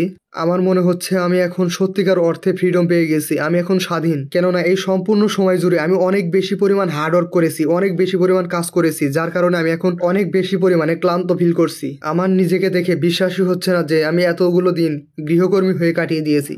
একবার তো আমি সম্পূর্ণ ইউনিভার্স ট্রাভেল করেছিলাম আমার থেকে স্ট্রঙ্গার কাউকে খোঁজার জন্য। আমি এখন অনেক বেশি পরিমাণ ক্লান্ত ফিল করছি, যার কারণে এই ফ্রিডম পেয়ে আমি অনেক বেশি খুশি। এত স্পিডে এই প্রথমবার আমি হর্স রাইডিং করছি, এটা সত্যিকার অর্থে অনেক বেশি অসাধারণ লাগছে আমার। ঠিক তখন মেন ক্যারেক্টার এর সিস্টার এসে বলে, এরিয়াল স্লোলি হর্স রাইডিং করো, তুমি এখান থেকে পড়ে যাবে। মেন ক্যারেক্টার বলে, থ্যাংক ইউ সিস্টার কানিয়া। সিস্টার কানিয়া বলে, তুমি এইবার প্রথম হর্স রাইডিং করছো, এটা তোমাকে দেখে একদমই মনে হচ্ছে না। মেন ক্যারেক্টার বলে, আমার ঘোড়া অনেক বেশি স্মার্ট, এই কারণে আমি এত ভালো হর্স রাইডিং করতে পারছি। কিন্তু সিস্টার, আমাদের এই শর্ট ট্রিপ এর জন্য আমাদের সাথে এত বেশি স্কট নাইট এর কেন প্রয়োজন? দেখে মনে হচ্ছে যেন সবচেয়ে স্ট্রং স্কট নাইট টিম আমাদের সাথে পাঠানো হয়েছে। সিস্টার কানিয়া বলে, আসলে আমিও তাদেরকে আমাদের সাথে আসতে নিষেধ করেছিলাম। মেন ক্যারেক্টার বলে, সিস্টার, এটা খুবই স্বাভাবিক বিষয়, কেননা তুমি একজন প্রিন্সেস। আমি চেয়েছিলাম কিছুটা সময় ফ্রিডম নিয়ে কাটাতে, স্বাধীনভাবে কাটাতে, কিন্তু সেফটি ফার্স্ট তোমার সবচেয়ে আগে। তোমার সেফটির বিষয় আমাদেরকে সবচেয়ে বেশি গুরুত্ব দিতে হবে। ঠিক তখনই মেইন ক্যারেক্টার সামনের দিকে তাকায় আর বলে, এখানেই থামো সিস্টার। আর মেইন ক্যারেক্টার ভাবতে থাকে সামনে থাকা ফরেস্ট থেকে এত বেশি পরিমাণ ম্যাজিক পাওয়ার রিলিজ হচ্ছে কিভাবে। মেইন ক্যারেক্টার এর সিস্টার বলে, কি হয়েছে? ঠিক তখনই মেইন ক্যারেক্টার বলে, চলো আমরা ফেরত যাই, আমার মনে হচ্ছে এই ফরেস্টে পাওয়ারফুল মনস্টার রয়েছে। সিস্টার কানিয়া বলে, মনস্টার? কিন্তু এটা তুমি কিভাবে জানলে? মেইন ক্যারেক্টার বলে, আমার সিক্স সেন্স বলছে আমাদেরকে এখানে যাওয়া উচিত নয়, এখানে ট্র্যাপ থাকতে পারে। কিন্তু মেইন ক্যারেক্টার এর সিস্টার কোনো রকম কথা না শুনে সামনের দিকে রওনা দেয়। মেইন ক্যারেক্টার স্কট নাইটদের বলে, তোমাদের দায়িত্ব প্রিন্সেসকে সেফটি প্রদান করা। এক স্কট নাইট পিছন ফিরে তাকায় আর মেইন ক্যারেক্টারকে বলে, এই সম্পূর্ণ ফরেস্টটি প্রিন্সেস এর জন্য ট্রেনিং গ্রাউন্ড। মেইন ক্যারেক্টার অবাক হয়ে যায় আর বলে, ট্রেনিং গ্রাউন্ড? আমরা দেখতে পাই সিস্টার কানিয়া সবাইকে বলে, চলো আমরা সবাই সামনের দিকে যাই। সিন চেঞ্জ হয়, আমাদেরকে কিছু সময় পূর্বে একটা দৃশ্য দেখানো হয় যেখানে মেইন ক্যারেক্টার এবং সিস্টার কানিয়া একসাথে বসে খাবার টেবিলে বসে কথা বল। সিস্টার কানিয়া বলে, আমি একটা ট্রিপে যাচ্ছি, তুমি কি আমার সাথে যাবে? মেইন ক্যারেক্টার বলে, একটা ট্রিপ?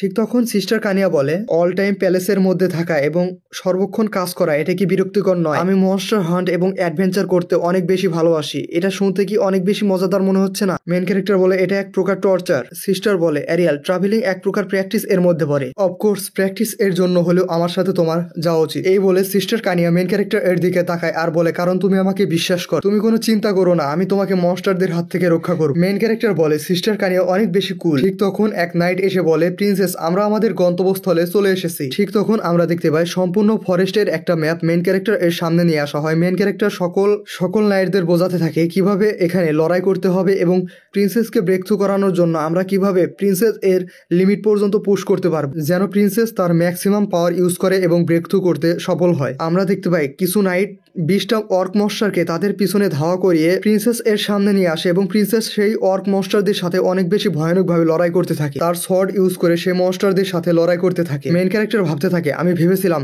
সে হয়তোবা অর্ক মনস্টারদের সাথে লড়াই করতে পারবে না, কেননা এটা তার প্রথম প্র্যাকটিস। কিন্তু আমি ভুল ভেবেছিলাম, সে অনেক বেশি স্ট্রং। সে তার ট্রেনিং এর মাধ্যমে সর্ড স্কিল এবং বডি মুভমেন্ট অনেক বেশি হাইলি ইমপ্রুভ করেছে। মনস্টারদের ওপর সর্ড স্ল্যাশ করার টাইমে তার বডি মুভমেন্ট একদম পারফেক্ট থাকে। প্রিন্সেসকে সকল অর্ক মনস্টারদের সাথে এইভাবে লড়াই করতে দেখে সকল নাইট তাকে অনেক বেশি বাহবা দিতে থাকে। প্রিন্সেস এইভাবে প্রত্যেক দিন অর্ক মনস্টারদের সাথে ফাইট করে এবং তার প্র্যাকটিস চালু রাখে। সিন চেঞ্জ হয়, আমাদেরকে একটা রাতের সিন দেখানো হয়। মেইন ক্যারেক্টার এবং তার সিস্টার আগুন জ্বালিয়ে তার সামনে বসে রয়েছে। মেইন ক্যারেক্টার বলতে থাকে, সিস্টার তুমি কি টায়ার্ড ফিল করো না? না, আমি ঠিক আছি, আমি এখনো অনেক বেশি পরিমাণে ফাইট করতে চাই। মেইন ক্যারেক্টার বলতে থাকে, সিস্টার কোনো কিছু অতিরিক্ত করা ভালো না, আমাদের সবচেয়ে বড় ভুল ওইটাই হবে যখন আমরা আমাদের গার্ড ডাউন করবো। মেইন ক্যারেক্টার ভাবতে থাকে, এটা আমি আমার পাস্ট লাইফে অনেক ভালো করে বুঝে গিয়েছি।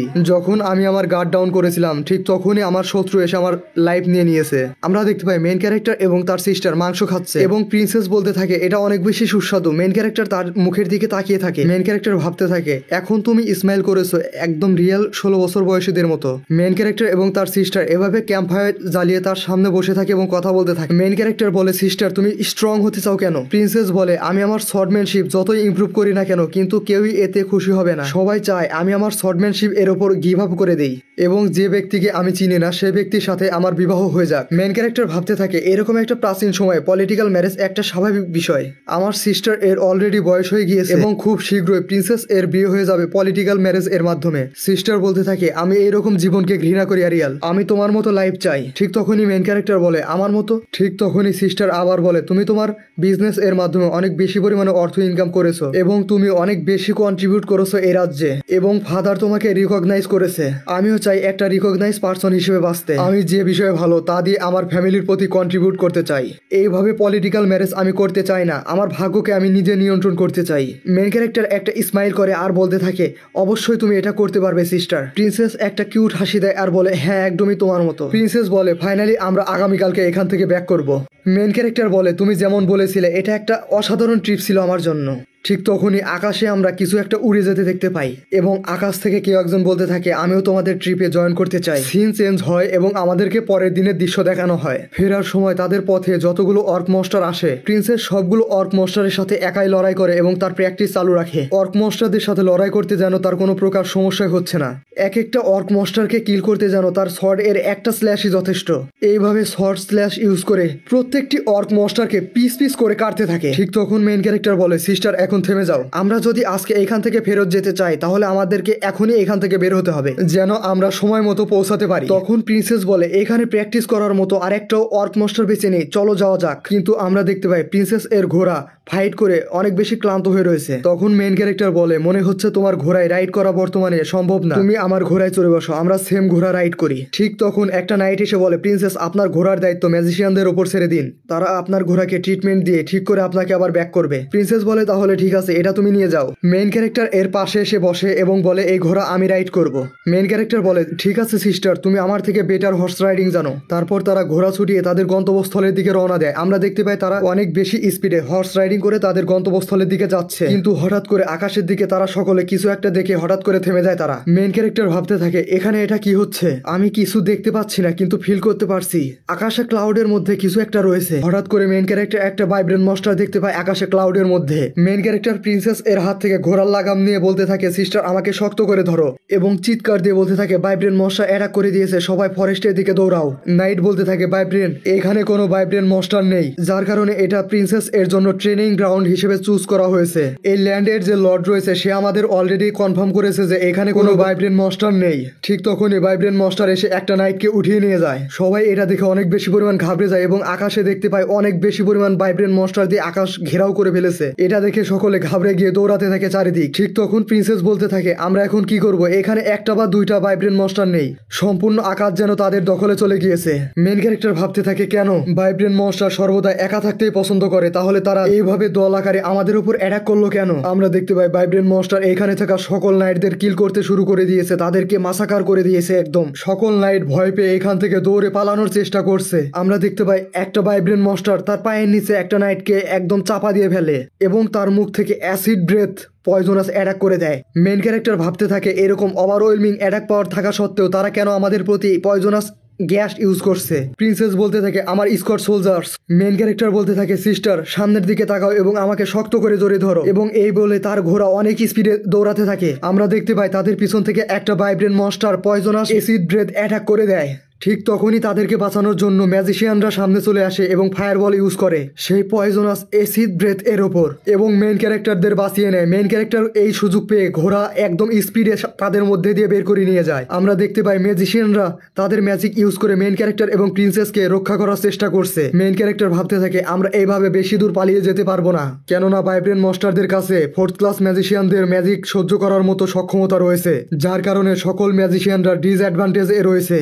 আমরা দেখতে পাই ভাইব্রেন্ট মনস্টাররা ম্যাজিশিয়ানদের ওভার পাওয়ার করে ফেলেছে। ম্যাজিশিয়ানরা ভাইব্রেন্ট মনস্টারদের সামনে আর টিকতে পারছে না। আমরা দেখতে পাই মেইন ক্যারেক্টারদের পিছনে অনেকগুলো ভাইব্রেন্ট মনস্টার পড়েছে। মেইন ক্যারেক্টার ভাবতে থাকে এখন আমার পাওয়ার ইউজ করতেই হবে, এই বলে সে তার মানা এনার্জি কনসেন্ট্রেট করে ভাইব্রেন্ট মনস্টারদের উপর অ্যাটাক করে দেয়। আমরা দেখতে পাই সেই অ্যাটাক ভাইব্রেন্ট মনস্টারদের উপর গিয়ে হিট হয় এবং দুইটা মনস্টার গিয়ে সামনে সাইডে গিয়ে পড়ে যায়। তার এই সুযোগ নিয়ে মেইন ক্যারেক্টার আরো বেশি স্পিডে সামনের দিকে পালাতে থাকে, কিন্তু হঠাৎ করে মেইন ক্যারেক্টারদের সামনে একটা মনস্টার এসে তাদের রাস্তা আটকিয়ে ফেলে। ঠিক তখন একটা নাইট এসে সেই ভাইব্রেন্ট মনস্টারকে কিল করে ফেলে এবং বলে আপনারা এইখান থেকে পালিয়ে যান, আমরা আপনাদের জন্য টাইম বাই করার চেষ্টা করছি। এবং মেইন ক্যারেক্টার সেই নাইট এর কথা শুনে সামনের দিকে পালাতে থাকে, কিন্তু হঠাৎ করে মেইন ক্যারেক্টারদের সামনে একটা ব্ল্যাক ম্যাজিশিয়ান চলে আসে এবং বলতে থাকে তোমরা কোথায় যাচ্ছ। মেইন ক্যারেক্টার বলতে থাকে তার সাথে কি সমস্যা, তার শরীর দিয়ে এত পরিমাণ ব্ল্যাক এনার্জি বের হচ্ছে কিভাবে, তার হাতে থাকা লাঠি দিয়ে এত স্ট্রেঞ্জ ভাইব দিচ্ছে কেন। মেইন ক্যারেক্টার বলতে থাকে হেই তুমি আমাদের সামনে এসেছো কেন। সে ব্যক্তি বলতে থাকে আমি, এই বলে মেইন ক্যারেক্টারদের উপর অনেক বেশি স্পিডে একটা অ্যাটাক করে দেয়। মেইন ক্যারেক্টার ভাবতে থাকে আমার ফুল পাওয়ার ইউজ না করা পর্যন্ত আমি এই অ্যাটাক কিছুতেই ব্লক করতে পারবো না। তাহলে কি মেইন ক্যারেক্টার এর সিক্রেট রিভিল হয়ে যাবে? জানতে হলে এই চ্যানেলটি সাবস্ক্রাইব করুন এবং ভিডিওতে একটি লাইক দিয়ে আমাদের সাথে থাকুন। ধন্যবাদ।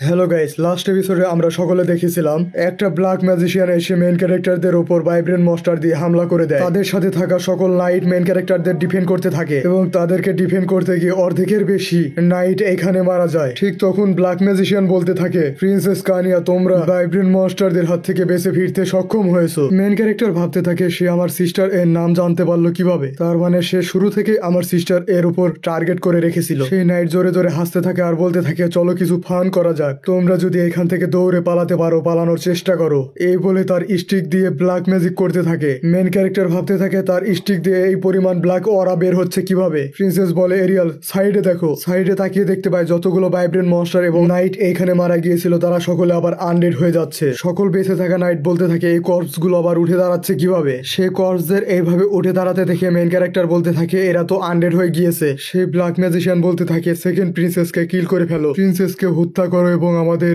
ডার্ক কাল্ট এর পাওয়ার দেখিয়ে দাও, তোমরা যাও। এই বলে সকল কর্পস মনস্টারদের অ্যাটাক করার জন্য অর্ডার দিয়ে দেয়। মেইন ক্যারেক্টার বলতে থাকে সিস্টার কানিয়াকে টার্গেট করার সাহস হলো কিভাবে তোমার। এই বলে মেইন ক্যারেক্টার তার আঙুলের মধ্যে মানা পাওয়ার কনসেন্ট্রেট করে সেই ব্ল্যাক মেজ এর উপর অ্যাটাক করে দেয়। আমরা দেখতে পাই সেই অ্যাটাক গিয়ে সেই ব্ল্যাক মেজ এর শরীর অর্ধেক ধ্বংস করে ফেলে, একদম বুলেট এর মতো করে লাগে। প্রিন্সেস এইটা দেখে বলতে থাকে এখানে কি হলো। মেইন ক্যারেক্টার বলতে থাকে হয়তো তার পাওয়ার লিমিটের বাইরে ইউজ করার কারণে তার সাথে এমন হয়েছে। আমরা দেখতে পাই সেই ব্ল্যাক মেজ এর বডি ধীরে ধীরে গায়েব হয়ে যায়। নাইট বলতে থাকে আপনারা এখান থেকে এখনো পালান, কেননা এখানে থাকা সকল আনডেড মনস্টার এখনো জীবিত ছিল। মেইন ক্যারেক্টার বলতে থাকে সিস্টার এখনই আমাদেরকে এখান থেকে রিট্রিট করতে হবে, সকল নাইট আমাদের পিছন থেকে রক্ষা করবে। এই বলে মেইন ক্যারেক্টার সেখান থেকে প্রিন্সেসকে নিয়ে চলে যায়। আমাদেরকে দেখানো হয় সিন চেঞ্জ হয়ে গিয়েছে, রাত হয়েছে। প্রিন্সেস বলতে থাকে তারা সকলে কি ঠিক থাকবে। মেইন ক্যারেক্টার বলতে থাকে একবার যখন আনডেড মনস্টারদের যে কন্ট্রোল করে সে মারা যায়, তারপরে সেই আনডেড মনস্টারদের অনেক বেশি পরিমাণে শক্তি কমে যায়, তাই তারা আমাদের নাইটের সামনে টিকতে পারবে না। হয়তোবা তারা এতক্ষণে তাদেরকে হারিয়ে দিয়ে আমাদেরকে খুঁজতে বের হয়ে গিয়েছে। সিস্টার এখানে চিন্তার কোনো বিষয় নেই। প্রিন্সেস বলে আমি জানতাম তুমি সর্বদা প্যালেস এর মধ্যেই থাকতে, তাহলে তুমি এইভাবে আগুন জ্বালানো শিখলে কোথা থেকে। মেইন ক্যারেক্টার বলে এটাকে ফিকশন বলে, দুইটা বস্তু একসাথে ঘর্ষণের ফলে যে তাপ সৃষ্টি হয় তার মাধ্যমে আগুন তৈরি হয়। মেইন ক্যারেক্টার মনে মনে ভাবতে থাকে আমি অল্প অল্প করে মানা এনার্জি ইউজ করে এইখানে হিট তৈরি করে আগুন জ্বালানোর চেষ্টা করছি, যেন সিস্টার আমার পাওয়ার সম্পর্কে না জানতে পারে। আমরা দেখতে পাই প্রিন্সেস এক নজরে মেইন ক্যারেক্টার এর দিকে তাকিয়ে রয়েছে, সে কিভাবে আগুন জ্বালায়। মেইন ক্যারেক্টার আগুন জ্বালাতে সক্ষম হয় আর বলতে থাকে অবশেষে আগুন জ্বলেছে। আগুন জ্বালিয়ে তারা দুজনে আগুনের সামনে বসে থাকে। প্রিন্সেস বলতে থাকে আমি যদি প্র্যাকটিস করতে না চাইতাম তাহলে আমাদের সাথে এরকম হতো না। মেইন ক্যারেক্টার বলে সিস্টার এখানে তোমার কোনো দোষ নেই, এটা নেহাতি একটা অ্যাক্সিডেন্ট ছাড়া আর কিছু না। প্রিন্সেস বলতে থাকে এতগুলো ঘটনা ঘটে গেল তারপরে তুমি ভয় পাওনি। মেইন ক্যারেক্টার ভাবতে থাকে আমি একটু বেশি বাহাদুরি দেখিয়ে ফেলেছি, আমাকে কিছু একটা করতে হবে।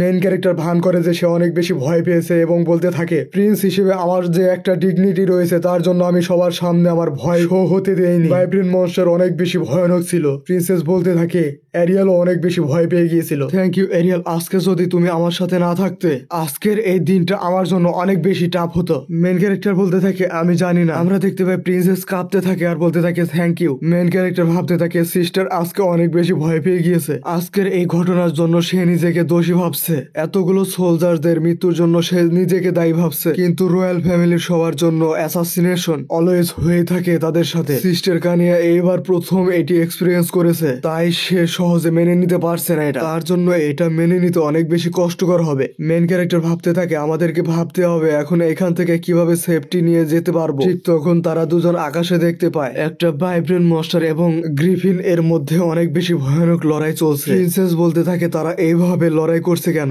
মেন ক্যারেক্টার বলতে থাকে ওইখানে ভাইব্রেন্ট মনস্টার এবং গ্রিফিন লড়াই করছে কেননা ওইখানে পাহাড় এর উপরে গ্রিফিন মনস্টার এর নেস্ট রয়েছে, হয়তো বা ভাইব্রেন্ট সে নেস্টে অ্যাটাক করে দিয়েছে। আমরা দেখতে পাই ভাইব্রেন্ট মনস্টার এবং গ্রিফিন এর মধ্যে অনেক বেশি ভয়ানক ভাবে লড়াই হতে থাকে পাহাড়ের উপরে। তাদের এই লড়াইয়ের কারণে পাহাড় কোলাপস করতে থাকে। মেন ক্যারেক্টার এবং প্রিন্সেস এইখান থেকে দৌড়ে সরে যায়। আমরা দেখতে পাই অবশেষে ভাইব্রেন্ট মনস্টার গ্রিফিনকে হারিয়ে দেয় এবং তারপরে সে এইখান থেকে চলে যায়। মেন ক্যারেক্টার ভাবতে থাকে থ্যাঙ্কফুলি ভাইব্রেন্ট মনস্টার এখান থেকে চলে গিয়েছে, মনে হচ্ছে সে আমাদের স্মেল পায়নি। কিন্তু হঠাৎ করে দেখতে পায় প্রিন্সেস তার কাছে নেই। প্রিন্সেস কোলাপস হওয়া পাথরের কাছে যেতে থাকে। মেন ক্যারেক্টার বলতে থাকে সিস্টার এটা অনেক বেশি ডেঞ্জারাস হতে পারে। প্রিন্সেস সে গ্রিফিন এর কাছে যায় আর বলতে থাকে গ্রিফিন মারা গিয়েছে। প্রিন্সেস বলতে থাকে এখন আমরা তার জন্য কি করতে পারি। মেন ক্যারেক্টার বলতে থাকে এখন এটাই সবচেয়ে বেশ ভালো হবে যে আমরা তার জন্য একটা গ্রেভ তৈরি করে তাকে দাফন করে দেই। প্রিন্সেস বলতে থাকে না আমরা এই গ্রিফিন এর বাচ্চার সাথে কি করতে পারি। মেন ক্যারেক্টার বলতে থাকে আমরা কি করতে পারি, আমার কাছে একটাই সলিউশন রয়েছে, এটা অনেক বেশি ক্রুয়েল হতে পারে। প্রিন্সেস বলতে থাকে কেননা আমরা এটাকে আমাদের পেট বানিয়ে নিই। মেন ক্যারেক্টার এটা শুনে অবাক হয়ে যায় আর বলতে থাকে কি। ঠিক তখন আমরা দেখতে পাই তাদের গার্ড নাইট এখানে চলে আসে আর বলতে থাকে থ্যাঙ্কফুলি আপনারা দুজনে এখনো সেফ রয়েছেন। প্রিন্সেস বলতে থাকে তোমরা সকালে চলে এসেছো, আমি তোমাদের সকলকে আনহার্ম দেখে অনেক বেশি খুশি হয়েছি। গার্ড নাইট বলতে থাকে ব্ল্যাক ম্যাজিশিয়ান মারা যাওয়ার পর আমাদের সাথে আর বেশি ক্যাজুয়ালিটিস হয়নি।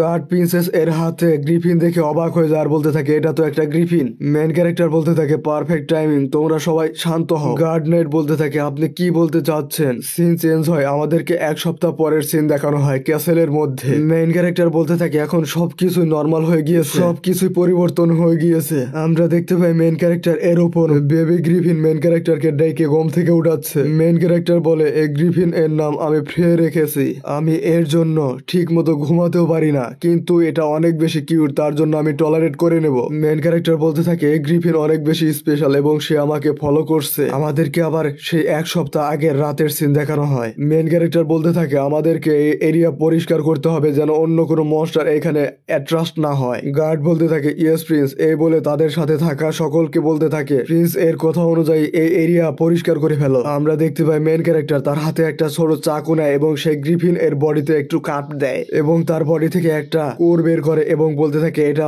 মাদার গ্রিফিন এর কোর, যার কারণে আমরা এই ছোট বেবি গ্রিফিনকে ভালোভাবে পেট বানাতে পারবো। সিন আবার চেঞ্জ হয় এবং মেইন ক্যারেক্টার এর প্যালেসের সিন দেখানো হয়। মেইন ক্যারেক্টার বলতে থাকে ফ্রে বাইরে গিয়ে দেখো কে আসছে। আমরা দেখতে পাই প্রিন্সেস এখানে চলে এসেছে এবং দৌড়ে আসতে থাকে। এটা দেখে বেবি গ্রিফিন প্রিন্সেস এর কাছে উড়ে যেতে থাকে। মেইন ক্যারেক্টার বলতে থাকে ডার্ক অর্ডার প্রিন্সেস এর উপর অ্যাটাক করার পর সমস্ত রাজ্যে তাদের জন্য ওয়ান্টেড লিস্ট জারি করা হয়েছে। আমরা দেখতে পাই একটা নাইট মেইন ক্যারেক্টার এর কাছে এসে বলতে থাকে আমরা সম্পূর্ণ রাজ্যে ওয়ান্টেড লিস্ট দিয়ে দিয়েছিলাম, তারপরও আমরা এখনো পর্যন্ত কোনো প্রকারের ক্লু খুঁজে বের করতে পারিনি তাদের আড্ডা কোথায়। মেইন ক্যারেক্টার বলতে থাকে এরপরের থেকে আমাকেও অনেক বেশি সেফটি বজায় রাখতে হবে।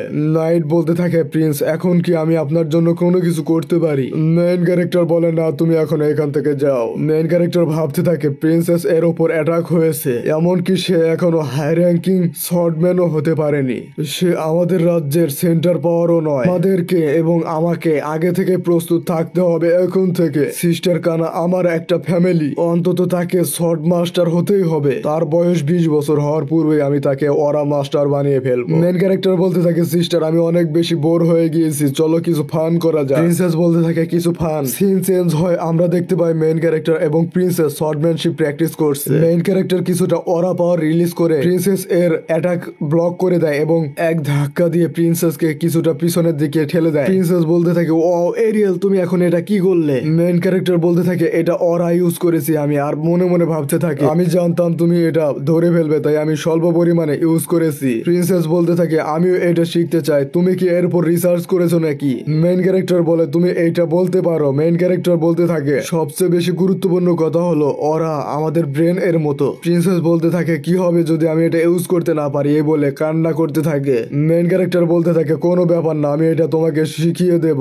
প্রিন্সেস বলতে থাকে তুমি অনেক বেশি জিনিয়াস। মেন ক্যারেক্টার বলে আমাদেরকে প্রথমে শিখতে হবে কিভাবে ব্রেন পাওয়ার ইউজ করে অরা কন্ট্রোল করা যায়। প্রিন্সেস বলতে থাকে আমি কি এটা সহজে শিখতে পারবো? মেন ক্যারেক্টার বলে তুমি যদি আমার কথা আমার মেথড সঠিকভাবে ফলো করো তাহলে তুমি সহজেই এটা তৈরি করতে পারবে এবং ইউজ করতে পারবে। মেন ক্যারেক্টার মনে মনে ভাবতে থাকে আমার কাছে সিক্রেট প্ল্যান রয়েছে, আমি তার বডিতে অল্প অল্প করে মানা পাওয়ার রেগুলার দিব যেন সে খুব সহজেই অরা পাওয়ার রিলিজ করতে পারে। এইভাবে কিছু সময় কেটে যায়, আমাদেরকে কিছুদিন পরের সিন দেখানো হয়। মেন ক্যারেক্টার বলতে থাকে সিস্টার আমার কাছে প্রতিদিন আসে এবং আমার সাথে অরা পাওয়ার এর প্র্যাকটিস করে, যার কারণে সে খুব সহজেই অরা পাওয়ার ইউজ করতে শিখে গিয়েছে। আমরা দেখতে পাই প্রিন্সেস সাকসেসফুলি অরা পাওয়ার ইউজ করছে আর বলতে থাকে অ্যারিয়াল আমরা অবশেষে এটা করতে সাকসেসফুল হয়েছি। মেন ক্যারেক্টার বলতে থাকে সিস্টার কংগ্রাচুলেশন। প্রিন্সেস বলে হে ফ্রে দেখো আমি অনেক বেশি কুল লাগছি তাই না? মেন ক্যারেক্টার বলে ফ্রে অনেক বেশি খুশি হয়েছে। মেন ক্যারেক্টার বলতে থাকে সিস্টারকে ট্রেনিং করানোর সময় আমার শরীর থেকে